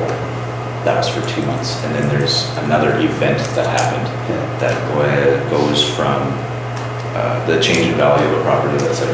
That's for 5 months. So now we've got multiple events with the same property and our tax template can't handle that. Like we can't do prorating for that many months. So and I think some of it was just a misunderstanding of what was presented, because now I'm hearing that some of those lines we don't have to do anything with, but we weren't aware of that until just this morning, so. Yeah, I think there's classification change can be. Right, yeah, it could be lots of things like that, yeah. Okay, well, thank you. Sorry, I'm at a loss with all the amount of volume of work that you've got to do in such a short period of time, so. Anyway, nevertheless, anything else you want to report? No, business as usual. Any vacations planned in the next 2 days? I'm really trying. No, not in the next 2 days, no. Okay, anybody have any questions of Patrick? Good luck. No questions? We'll carry on. AMM 2019 Education, Leading Practices in Municipal Government, October the 11th, 2019. You had that information sent to you. Who is interested in going? Seating is limited to 50. Yeah? It's probably full. I am. I would go. Last time I checked on their website, it wasn't full, so, but that was a couple of weeks ago. I would like to go too. Who else would like to go? Everybody knows everything? Good governance is the foundation to I was which challenged public to- bodies to meet these expectations, or this expectation. Governing bodies in the public sector are being asked more and more to account for both their conduct and the outcomes being achieved.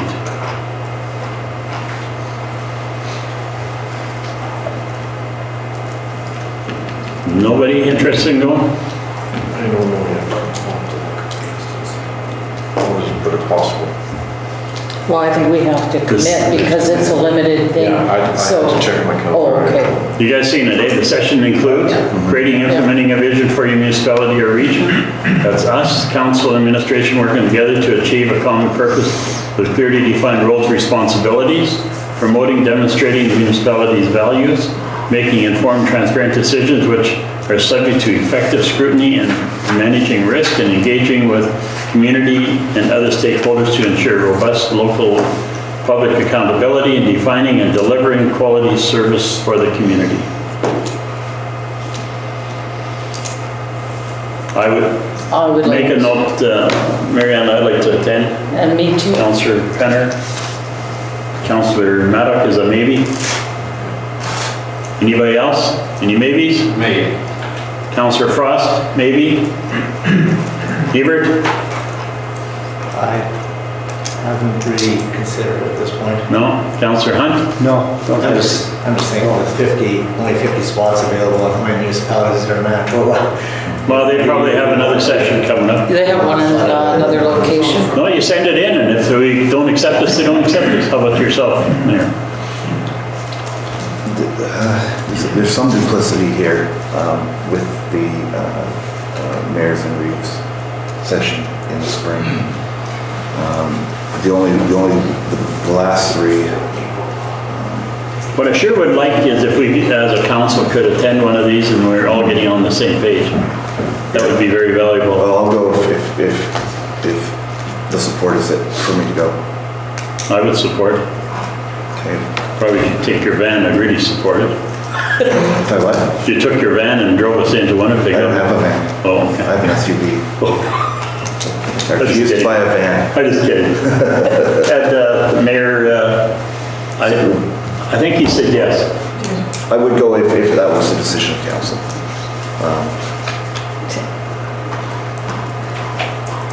We need to be informed. This is where to get Well, and I informed. was challenged at the last encounter to get educated, so I thought this was a perfect opportunity, so. So that'd be 5 requests from Morton out of 50. Yeah, Well, see what happens. yeah. They may have more sessions. And they may decline us if they were booked. Okay, there's no motion. Is there a motion required? Only council meeting. Yeah, I guess because of indemnity and mileage. Should, yeah. Okay, let's move it. Who's the mover? I'll- Doug? Nancy? Yeah. Okay. We move that those, even the maybes be included, and they'll confirm to attend the, whatever the session's called, leading practice in municipal government, October the 11th. It's indemnity and mileage out of pocket. And there's a 200, You don't need to get council approval, but you're welcome to come to. there's Know what you're all a, learning about. there's also a $200 registration fee. Yeah, and Yeah. registration fee, okay. Okay, all those in favor? Get Paul's opinion, it's carried. You got it? Thanks, Mary So Ann. you'll register, That was my next question. Yeah. Well, But then you'll need to know- when are the maybe's gonna be able to confirm? Can you find out if there's, if we were to register the 5 people, if they got space? I can try to find out. I don't think they would hold space. no, Well, my maybe is I will go. I'm curious to see if they've even got space available. Yeah, It was over a month ago. but if you want me to contact, it might just be a phone call, say, do you have space Yeah. for 5 I'll people? check it out. yeah, Okay, and then if they say yes, then Then- contact the 2 babies. All right? It is 10:47, Councillor Frost. So 10:47, I will start my report. I'll make it quick because our chief's been sitting here so long listening to Councillor Gillibrand, he's nodding off. Hey, we've got 3-4 reports here for information. Everybody's read them, everybody's good with them? The clock tower, it hasn't been working for a week. Is there a reason why the clock isn't working? Can we look into that? Wound again. Hey? It needs to be wound again. Yeah, I thought that was supposed to be a daily It thing. says here wine clock at Art Gallery, Yeah. so whoever does that. It's been 10 after 4 for the past week, so if we can look into that. maybe he doesn't realize, because when I was on the Communities in Bloom, we were up there and he was showing how it worked, so. Well, they know how to do it. Well, I know. Yeah, just a And they matter of do it all getting the there. time, so. Yeah, probably, so. They must have. Okay. You're more observant than me. I never even noticed it wasn't working. Yeah. I would just have one question. I'm not sure if it's for Faisal or who to direct us at. I see we're still installing Neptune meters. Yes, And it's the true. new contract still Yeah, it's has- true, because if we need to replace any meter, so still like we have already entered into an agreement with KTI for smart meters, but whenever we need it, we need to install Neptune. Because that installation, the smart meter installation will be at once. Until that time, if any meter needs to be replaced, we need to replace it with Neptune. Do we know the date for the smart meter installation? Or the We are working on it, and because we don't have enough resources at this point in time to launch that program as soon as possible, but we are fulfilling their pre-project requirements. So we're working on it, and we are in touch with KDR. Hopefully we can get that done soon. Do you got an estimated time on that? Sorry? Do you have an estimated time? Like 3 months for the pre-projects and everything, because they need to get approval from other government agencies. Yeah. And then after that, they will let us know, and we will, because they need to install certain equipment on one of our towers as well. Okay. So they're looking at Civic Center Tower, but we are looking at the possibility of maybe move it to Access Event Center Tower, because Civic Center Tower is occupied by Mornet radios, as well as communications, like CERT are going to put some equipment which can be used for emergency communication. Okay. Is facilities, Tim, is he working with Public Works too? I see he's getting the office ready for new Public Works supervisor. Yes. That's his role? That's facilities, because he's the facilities supervisor, so he has to manage and make changes into all facilities at the airport. So. Okay. But in the past, all the groups are supposed to sort of work together anyhow. Yeah, so I just found it curious. I think what's happening, Faisal, just explain, like, you're coming up with a organizational chart at our next committee of the whole meeting, right? So this would address some of those, like what the different roles are for the different people, or not? Yes, it will. Yeah, okay. So then we'll And have that. it's kind of like, it's not a new role, it's because he's the facilities supervisor. Yeah. So it's always been that role. No, just so It's nothing people, new. no, just so that we all know, like, kind of what everybody's duties are. Okay, thanks. Okay. Any other questions on any of those reports? Not, we'll move to 5.5, Oh, Conservation District. just before, 5.4, utilities report. Where are we at on lagoon capacity now, the sustainable development? So on lagoon capacity, I'm scheduling a meeting with Sustainable Development, the regional supervisor this week, to discuss it further. So we do have a hydraulic capacity, but we don't have a treatment capacity. So what kind of measurable, what are the remedial measures we need to take, so which could be acceptable to sustainable development? So that meeting will drive that, and then we will go with the next steps. Okay. Well, you could always just tell them we're going to be like the city of Winnipeg and just dump it raw into the river. They seem to get away with it all the time. Yeah, true. Then the question with, can we find out, Faisal, like, I know it's probably a year ago that we, and it's the other council that got a report on the algae issue in our lake. Right. I don't think this council has received any information with regards to the control of the algae.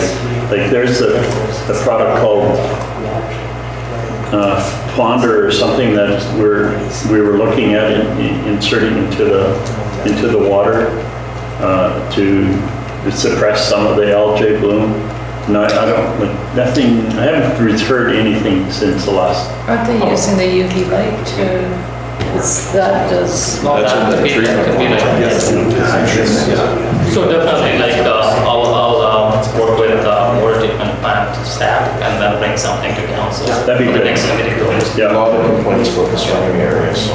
Sure, yeah. And it would be good to have a benchmark so when we start to investigate Math Lake, we have some standard to refer to in terms of measuring the success of programs like aeration. Benchmarking. Yeah.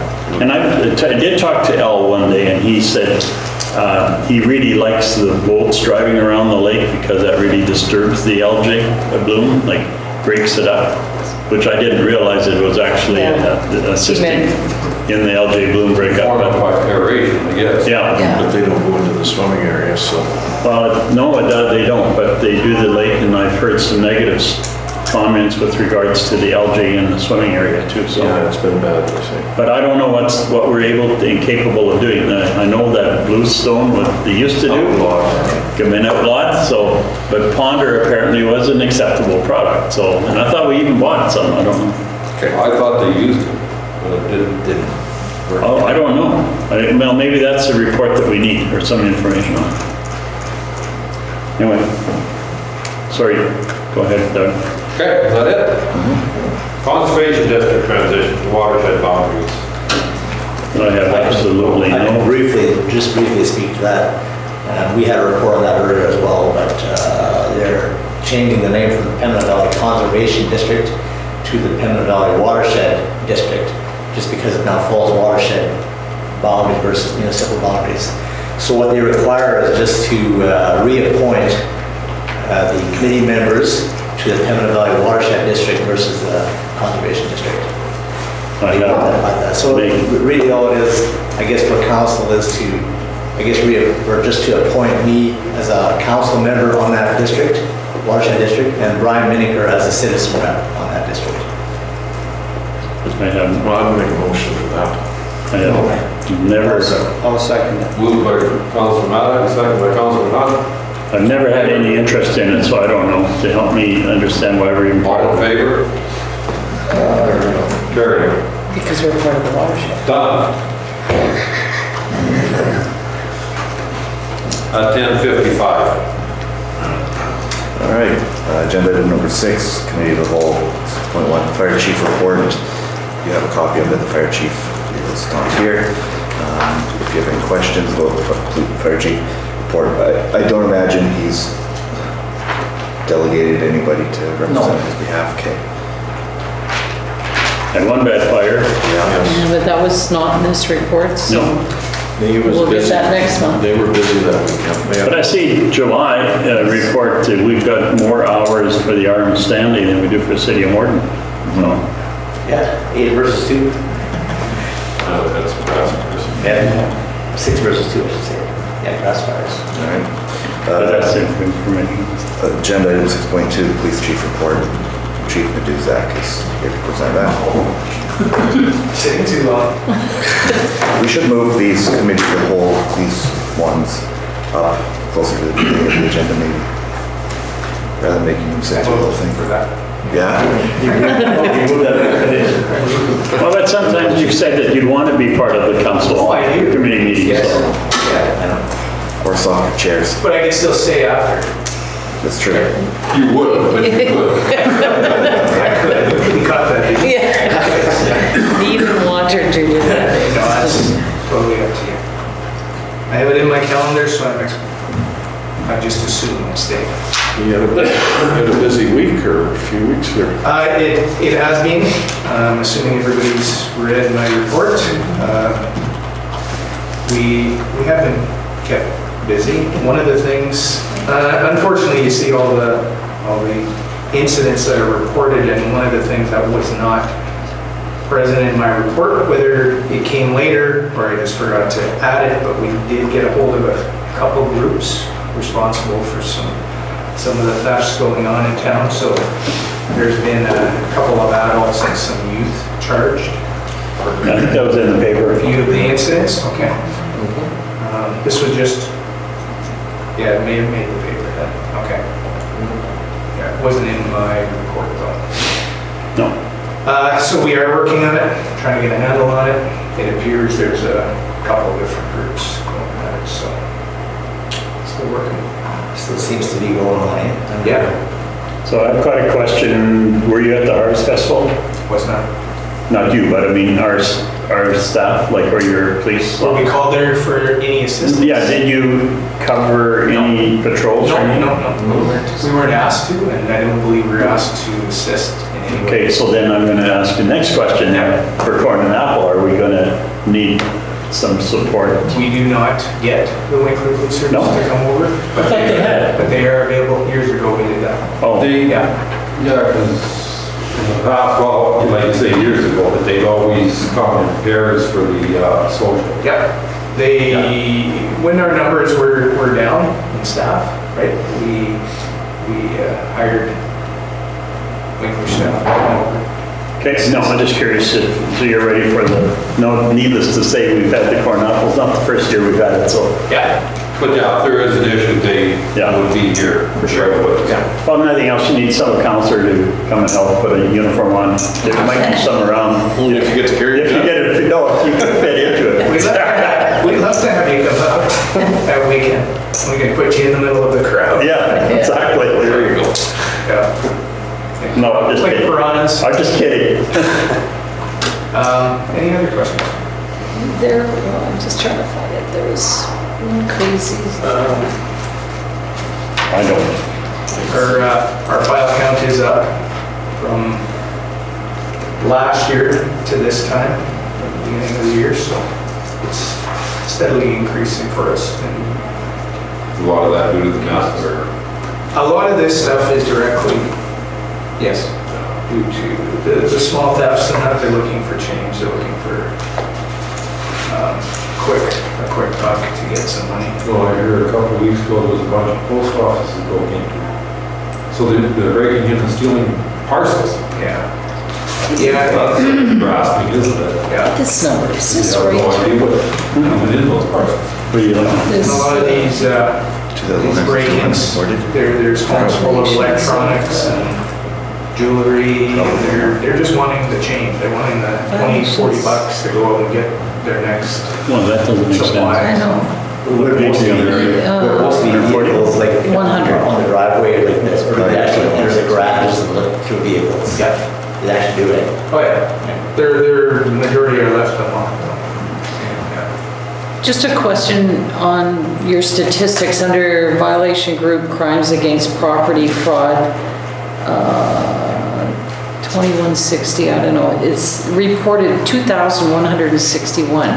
Fraud, income Oh, property. that's an error. Did you get the old? Oh, maybe we ran over. Okay, so that, phew, that's, I'm just going. That was a Typo? a blip in the. Yeah, okay. Yeah. So there wasn't that many? No, no. Oh, good. No. Okay, I did correct it, but obviously I did not. no, that's fine, I just, Sorry. it What is was it? like, What's the real number? Say, what is the number? Well, 2160 is page the. 4 of 5, the bottom of page 4 of 5, on, I don't know, 2160. Right. I don't have the real number, because Okay. I got my old one too, so. Sorry, I can get that for Okay, you. no, it's just as long as it was, I'm thinking, holy crow, what happened here? it's- Was that like internet It's fraud? normal Okay, within the, okay. yeah, normal, so. Yeah, that was a typo within the system. That's like a quarter of our population. I got no questions. No. Just an update. It's just a busy. Yeah, just a Yeah. quick update on our recruiting process. Last week, we had 13 candidates, applicants write our exam. It's about a 2.5, 3-hour exam. Fill out a lifestyles and integrity questionnaire, and we'll be going through those to try and narrow down to hopefully 3 to 5 is the most we want to interview. So we'll have Mary Ann look through them as well, and we'll narrow that down. It probably won't happen until September now with the summer schedule and corn and apple, so we'll probably go back at it in September. We're getting there. We have some good candidates. We have 13 that wrote, like I said, 2 from a previous recruitment process that will be in this one as well. So some good applicants. Good. Very promising. That's good. Just want to mention, I had a ride along with one of your constables on that one weekend, and I thought it was very good, very interesting, and I thought how things are handled different times is very good, so just trying to I say. encourage others to come on out and have a look. And I'd like to mention I've been invited 5 times, but nobody's ever gotten back to date. I just want to clarify, did Counselor Hunt get a gun? No, I'm just asking. we let them shoot it once, but Oh, did you? I hurt my toe, so. did you say you asked to come 5 times? No, 5 different people invited me out. Oh, I see. And then it got to let's confirm a date, and then Oh. no reply. Okay. It was Fluke, it was One, it was Dale, it was, guy You have to come in and fill out a form. I already did. Oh. Okay. Did they fingerprint you? No, Should've. And you gave some dates? No, they said, we didn't give me dates. It's not here or And there. nobody's got back to you? And then the dog guy too was gonna, Okay. by the fact of fingerprints, I gotta file mine down first. I'll try to. It's not the most pressing issue in the world. It's more for personal amusement and novelty. They want to No, I do encourage others to come up. You don't have to come up for an entire night. Oh, I want to go. But you can. They drop you off Better if than my something day job. happens, so. Oh, they We did. start early because I go to sleep at 10. Get the whole back seat to yourself. That's when the action happens. I was gonna say, nothing good happens after midnight, I'll so take a- that's when you Take something start. to pop me up then. No, I'm kind of just saying that because really you hear things on the side of how officers might react or whatever, but when you're there and you see it firsthand, there's definitely two sides to every story. So I thought it was very good. And you lasted till? I went till 2 and then I had enough. In the morning. Yeah, very good. I think it'd be very interesting to see what the police do out there. Yeah, for sure. You get to ride in front or the back. You get the front. That'd be a change. You don't want to ride the back, especially if you pick somebody up. All right, 6.3, thank you very much. Thank you. City manager report. So it's a high-level information on the report. So the city administration had met with representatives of Corn Apple on July 31st to discuss the request regarding the event, and we are in full support. And we initially worked on that, so we already have a team who is working with the representatives of Corn Apple to make that event happen, and are in full support with them. And we've completed interviews for the executive assistant, deputy city manager, operations, and further information will be followed. And Jason Hildebrand has joined the city of Moran as the public works supervisor, and we believe that he will be a great asset for the city. And he has started working with the city on August 6th, I believe. Yeah, after last weekend. And there's one action item on this report. That's Economic Developers Association of Canada Professional Development. So being the president of MCDC, and I was in the profession of economic development for the past 16 years. So I would like to attend that conference. So this conference will be a great resource to not only stay connected with the economic developers across Canada, but also keep updated with update me with the current best practices and resources available in the economic development area. So why do you need a motion? Because you have a budget? Yeah, we have a budget, but I believe I need to double check that because as per my contract with the city, I'm allowed to attend FCM, AMM, and CAMA conferences. So it's kind of like outside of it, and it's outside of province as well. Oh, okay. So it will be in Edmonton, Alberta. Will we have an economic development officer in place by that time that you could take with you? Yes, hopefully. Okay. It depends. So we should have It all a motion. depends. But for economic development officer, we don't need to pass any motion from council because usually city manager approves us. Okay. Okay. Okay, good. So you need a motion for this? Yes, please. Okay. So moved. Second. Councillor Frost and Councillor Meta. Okay. Great. Questions or concerns? None in favor? Carries. None is carried. Can I just ask one question, Fazil, like the Corn Apple? I don't know if we had to do that, but we used to pass a resolution to close the street for that. Yeah, we did. But have we done, I don't recall doing it. Did we do? Well, you know what, their request came. Yeah, I think we did. Did we? We might have last week's meeting. Couple meetings ago or so. It could be, I just. Yeah. Yeah, there's a request always, there's always other things on there every year. Yeah. Yeah, sort of Councillor Hebert. Oh, I'm getting older. Well, if it isn't, then we should pass a motion, like, how do you know? Now's the time. Sure we had, I couldn't remember, so. Well, we have to do it. If we haven't, now's the time. And we have to be careful because we aren't sure if there's going to be a change in where they're going to locate the steam engines, stuff like that, right? Or do we know? They made some changes and our team is working with them. Okay. Does it change what we passed? We No, I never don't think so. passed the motion. Didn't we not? No, they came up to us with a list including of things they want us from us, and we said, go back and we'll get them into the list, see what we can actually accommodate. And the closure was on that list, we don't have a closure right now. But we don't have to do it at this meeting, we need to do it at council meeting. Yeah, Yeah, okay. we don't have a council meeting before Apple. We don't? No, it's 26th. Well, then we need a council We meeting. need one for that purpose, yeah. Okay. So we'll have to call a special meeting. Well, why don't we wait call a special meeting until we hear back from the people who want this Dean Street closure, in case we need to have that same meeting then. That way we avoid a second special meeting.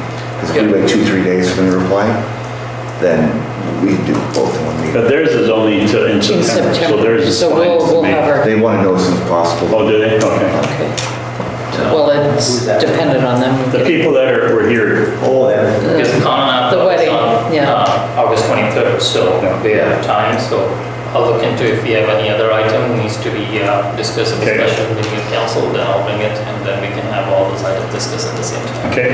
Because I think Councilor Claus mentioned too, we did get that report, which I saw as well, like that report of all street closures and, but I just don't recall passing it, that's all. Yeah, we didn't. I don't know why we wouldn't. Well, because they had new requests on it, and we were to pass it all as one thing, and we weren't sure if we could just accommodate some of the pieces. See, I think that should there be done wasn't, this week. they weren't sure of the location of the steam engine. And who's going to provide water? I'm away all next week, but that's the week leading up to Corn and Apple, so I think Well, we're gonna, we're gonna do it like, this week. if they did it this week, that would be good. We may need a special meeting for that supplementary taxes as well, just saying, so that could be two birds with one stone. Gonna be done this Once I week. find more, yeah. Okay, Okay. that's it for city manager report. Okay, 6.4. Just a second, did I have a question? I did have, you know, Faisal, we get, like in this past week, we got a letter sent, emailed to us from a citizen. Would you not, like, is that not something that you would respond to? Or do you want council to respond to those letters? Like when citizens send us an email with a letter, like whatever the concern is, then. It can be forwarded to city administration through me. But And then if you, it I can- think, were you not on part of that one? Which letter? Regarding 9th Street, 9th Street is Yeah, Main Street, so from the highway, the condition. the concern that this person. Yes. So, Yes. Yeah. So that's what typically we do, like, we respond to them after checking the staff, It was this week. and we respond them within 24 hours. Okay, so does council, are you okay with that? That we don't have to respond. We don't respond to those letters, right? Well, it should all come through the city manager. Yeah, Because I know one of the councilors responded and I didn't. Because I thought, well, you can't all respond to. Response to just thank you for the letter. Yeah, I just responded, to thanks for your Yeah, email. but if we all did that, Wow. I wasn't As long as going to it's- say anything different than that. The details have to go through first. Yeah. Because until unless it needs council's approval, like road projects like, so we can bring it to council. Other than that, city administration can respond to those complaints and queries. And we do that normally.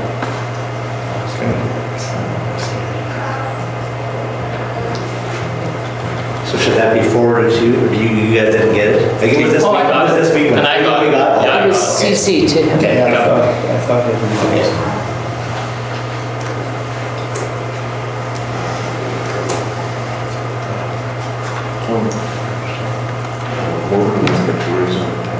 well, I went to their mayor, he's the first name. So that's, would send it and then, so Faisal was copied on that email. So, but it would go to Brandon and Brandon would respond, so I just want to clarify this protocol. My reply was to thank the letter writer for the email, that roads were a priority to council and we would forward it to appropriate people. And the same with, we've had complaints about yards on that road, street as well. And multiples, and I just said, you know, we forward it to the bylaw officer or to the city manager to deal, to the city manager or forward it to the bylaw officer. Where I do draw a line is if it has to do with policy, or if they're asking about policy issues or a shift in policy. And conversely, I think there's a problem that goes the other way, that's an inverse problem where citizens are showing up and are getting quite angry at city staff for budget issues. Right? They're angry about their tax bill or levies, and that squarely falls on our shoulders. Lisa can't be taking complaints and having to put out fires she didn't create. Budget is on council, and we have to have the opportunity to defend that budget because Lisa, Tara, Angela, they don't have the resources to be able to solve the issue. Yeah. And so I did speak to them and said if they do come in, feel free to set up a meeting with myself or another member of council if they're willing to. Because those are issues that we should be putting in. The city shouldn't have to deal with that. Okay. So there is an issue the other way where I think policy should be redirected back because really what are our front staff folks going to do to actually change it, right? And in some cases they've been yelled at. They had one fellow come in who was quite obstinate and quite angry. And of course, there's not much you can do unless you're actually approving the budgets or creating the budgets, right? But the thing is that it's not just the budget, it's assessment as well. Yeah. So tax increases are due to reassessment, not just for the budget. Right. And that's assessment branch needs to take care of that. Yeah. So it's not the city. Yes, yeah, and so those are the pieces that we have to come back to them with that clearly they're not resourced, right? Because we can't make decisions for assessment branch.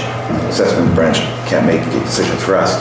But the front office people who have to feel the anger of the citizens when that happens aren't resourced to address either, right? So depending on where it falls, I don't know whether it goes to you, but I think we need I imagine we have a policy somewhere. Shall we forward all this requesting inquiries to council then? Well, are they coming? If we have angry citizen Are they complaining about that. No, they're going to you. They go to you. Yeah. They should go to FASL.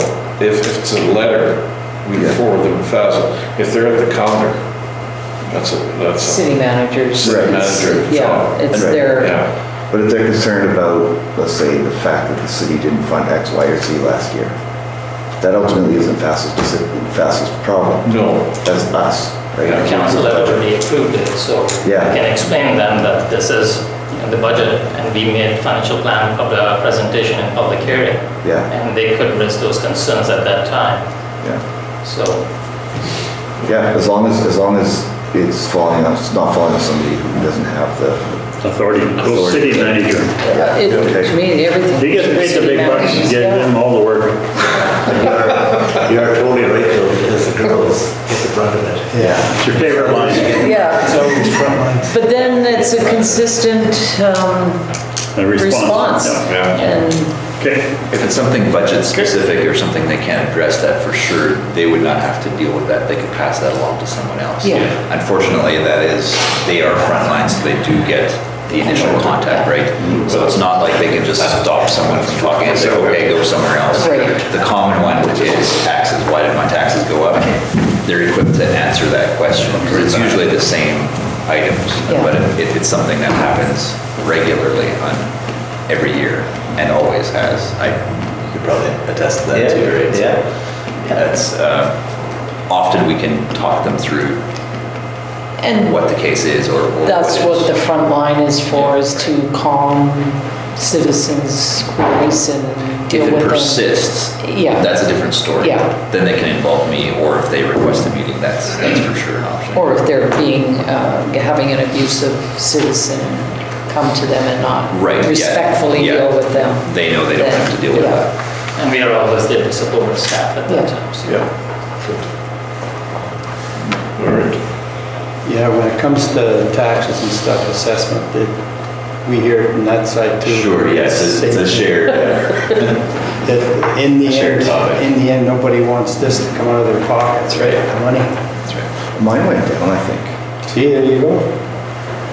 I shouldn't be saying that. I'm gonna, I'm going to show a report of revision. All right, 6.4, Mayor's Report. All right, so that's the period from 29th to now. was involved on the 29th with Communities in Bloom. Sorry, I apologize, I do have two schedules that I don't seem to get to work together. Communities in Bloom for part of the tour, as well as the dinner in the evening, and meetings in between that on that day. On the 30th, I met with Mayor Harder from Windsor regarding several issues. That lasted some time. On Wednesday the 31st, let's see, what did I do? Regularly meet the mayor. We had a meeting with the police board, and then we had a special meeting of council in the afternoon. On August 1st, I went to the Pembroke Valley Humane Society Universal Birthday for Dogs and managed to have a conversation to discuss some issues with our MLA. Friday the 2nd, there was something I did. Flying Friday, actually. I went to Flying Friday. I saw the fire from there, met with some members of some users of that facility. 5th was a holiday. 6th, had several meetings with investors. 7th, again, meet the mayor, the immigration meetup. I did nothing that afternoon. That's reported here. On the 8th, did something. It's not on here. And 9th, there was a grand opening for a business in town. And that would be my 2 weeks. All right, item 6.5 is new business, and this is just to start the discussion because regarding caretaker conventions for municipal campaign periods.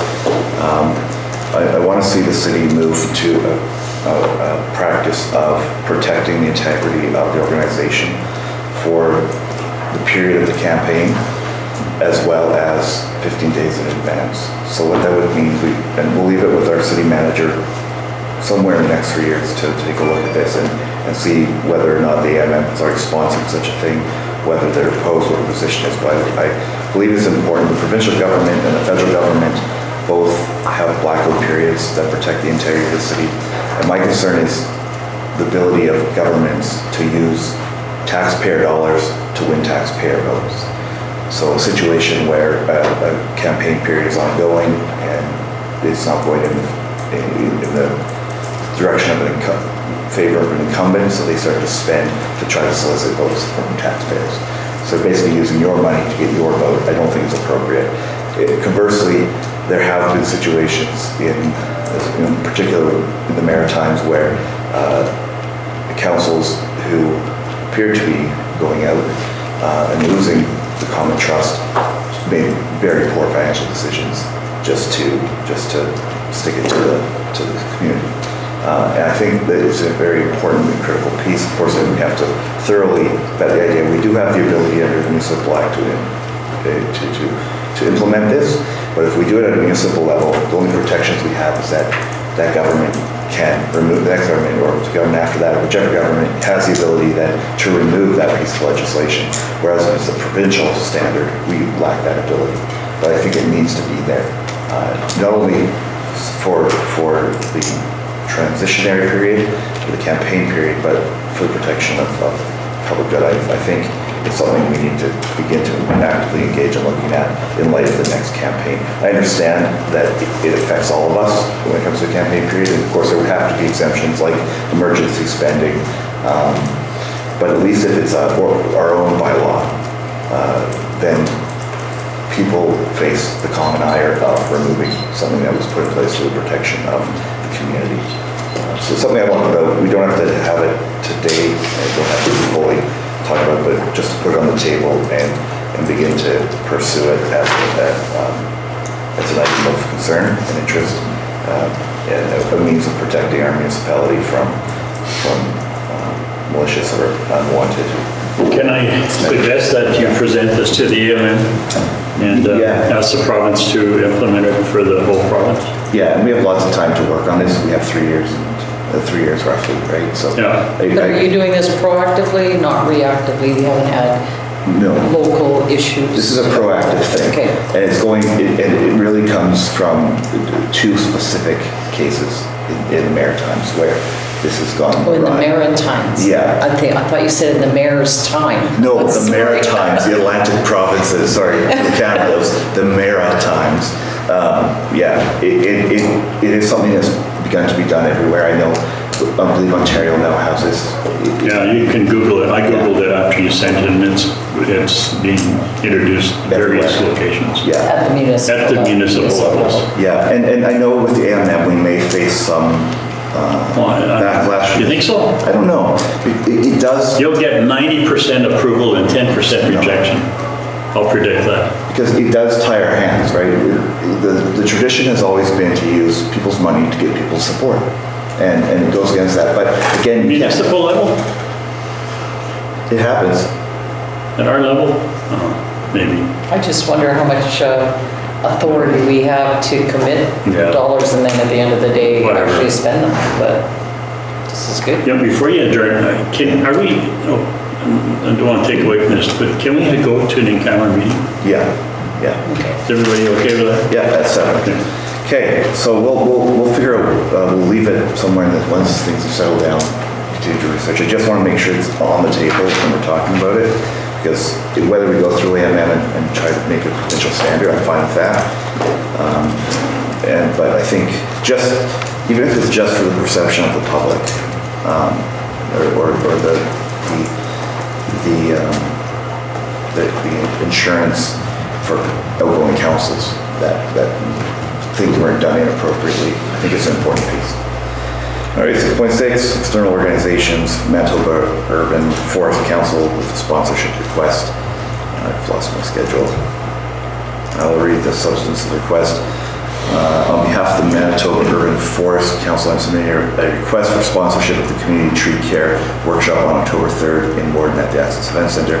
The sponsorship amount would be an in-kind contribution for the cost of the hall and meeting room rental fees of $438. The workshop will attract approximately 120 participants working and are connected to urban forestry management from municipalities and private businesses throughout Manitoba. The agenda for the workshop includes tree planting and tree care, identifying and managing common tree pests on the prairies, Manitoba Hydro Forest Enhancement Program, urban tree inventories, prairie forests and climate change, identifying Manitoba's urban trees and emerald ash borer monitoring techniques. The day will include presentations in the morning with field demos and tours in the afternoon. We would greatly appreciate your support to attend the UFC inaugural Urban Forestry Workshop. To learn more about NBUFC or become a member, please visit www.nbufc.ca. Sincerely, Sean Diaz. So you're just looking to waive the cost of the hall and the meeting room? Yeah, move it. Yeah. I'll second. Any concerns or questions? Councillor Maddox, Hildebrand. All right, in favor, please indicate. Opposed, none, the motion carries. 6.7 and 6.8 have no, 6.7, I don't understand. Can you confirm that? It's a Monday. That's a Monday. It's a council meeting, Yeah. No, a Monday, council, is that in the evening too, right? Yeah. It should be then. yeah. This is a notification from Dennis at Fire Hall. He wanted council to know in advance, this is for information only, about the firefighters annual banquet being held on October 28th at 6:30 in the evening. He said there's a competing banquet that always happens on that same night, and this is why he wants you to know in advance. There will be invitations following if you want everybody to know. Yeah, this is Monday. That's a Monday. Yeah, but see, it conflicts with council. It used to conflict with the Boundary Trails. I'm trying to move it. Yeah. we may need to get the council because Boundary Trails Auxiliary is on the same night as well. That's the Saturday night That's what that happened. it conflicts with? Yeah. This is what he said, I don't have anything on paper. Yeah. But is council, or are we doing the 21st for council? 28th is council. It is? 28th. Yeah, I didn't mark it in. but- I would like to go to this one, but if we've got a council meeting, I can't, so if we could look It's into unusual for them it. to have it on a Monday night though. Like they never have it on Monday night. No. I'd like to take a look at it. just Do council in the I morning? think that's what they're saying. So Is that are we, But a we've got Monday night for a meetings? banquet I don't have doesn't make anything on sense. paper, this is just what he told you. Well, I want to confirm that it is, like, we've got months to go, so. Yeah, check the date. Just to confirm. Yeah, and if it conflicts with the council meeting, I'm sure they can, yeah, they can change that. and towns can pick a different date, so. So I didn't According to our schedule, that meeting's still in the morning. council. Oh, we're still at 9 in the morning? That's what our schedule No, says. I- There it goes.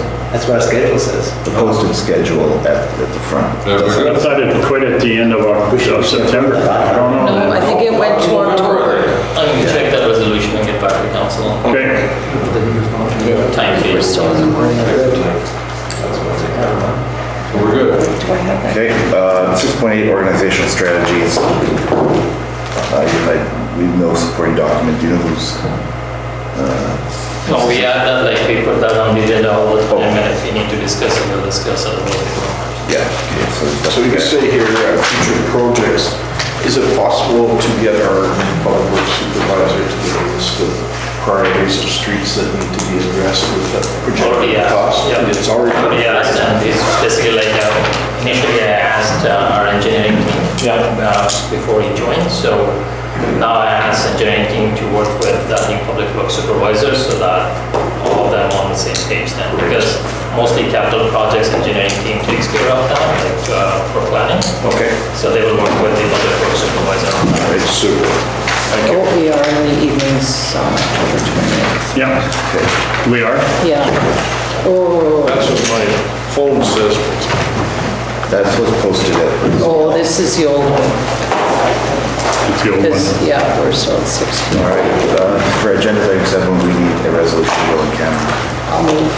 Second. In favor? Opposed? None, motion carries. All right, let's do a 10-minute break maybe.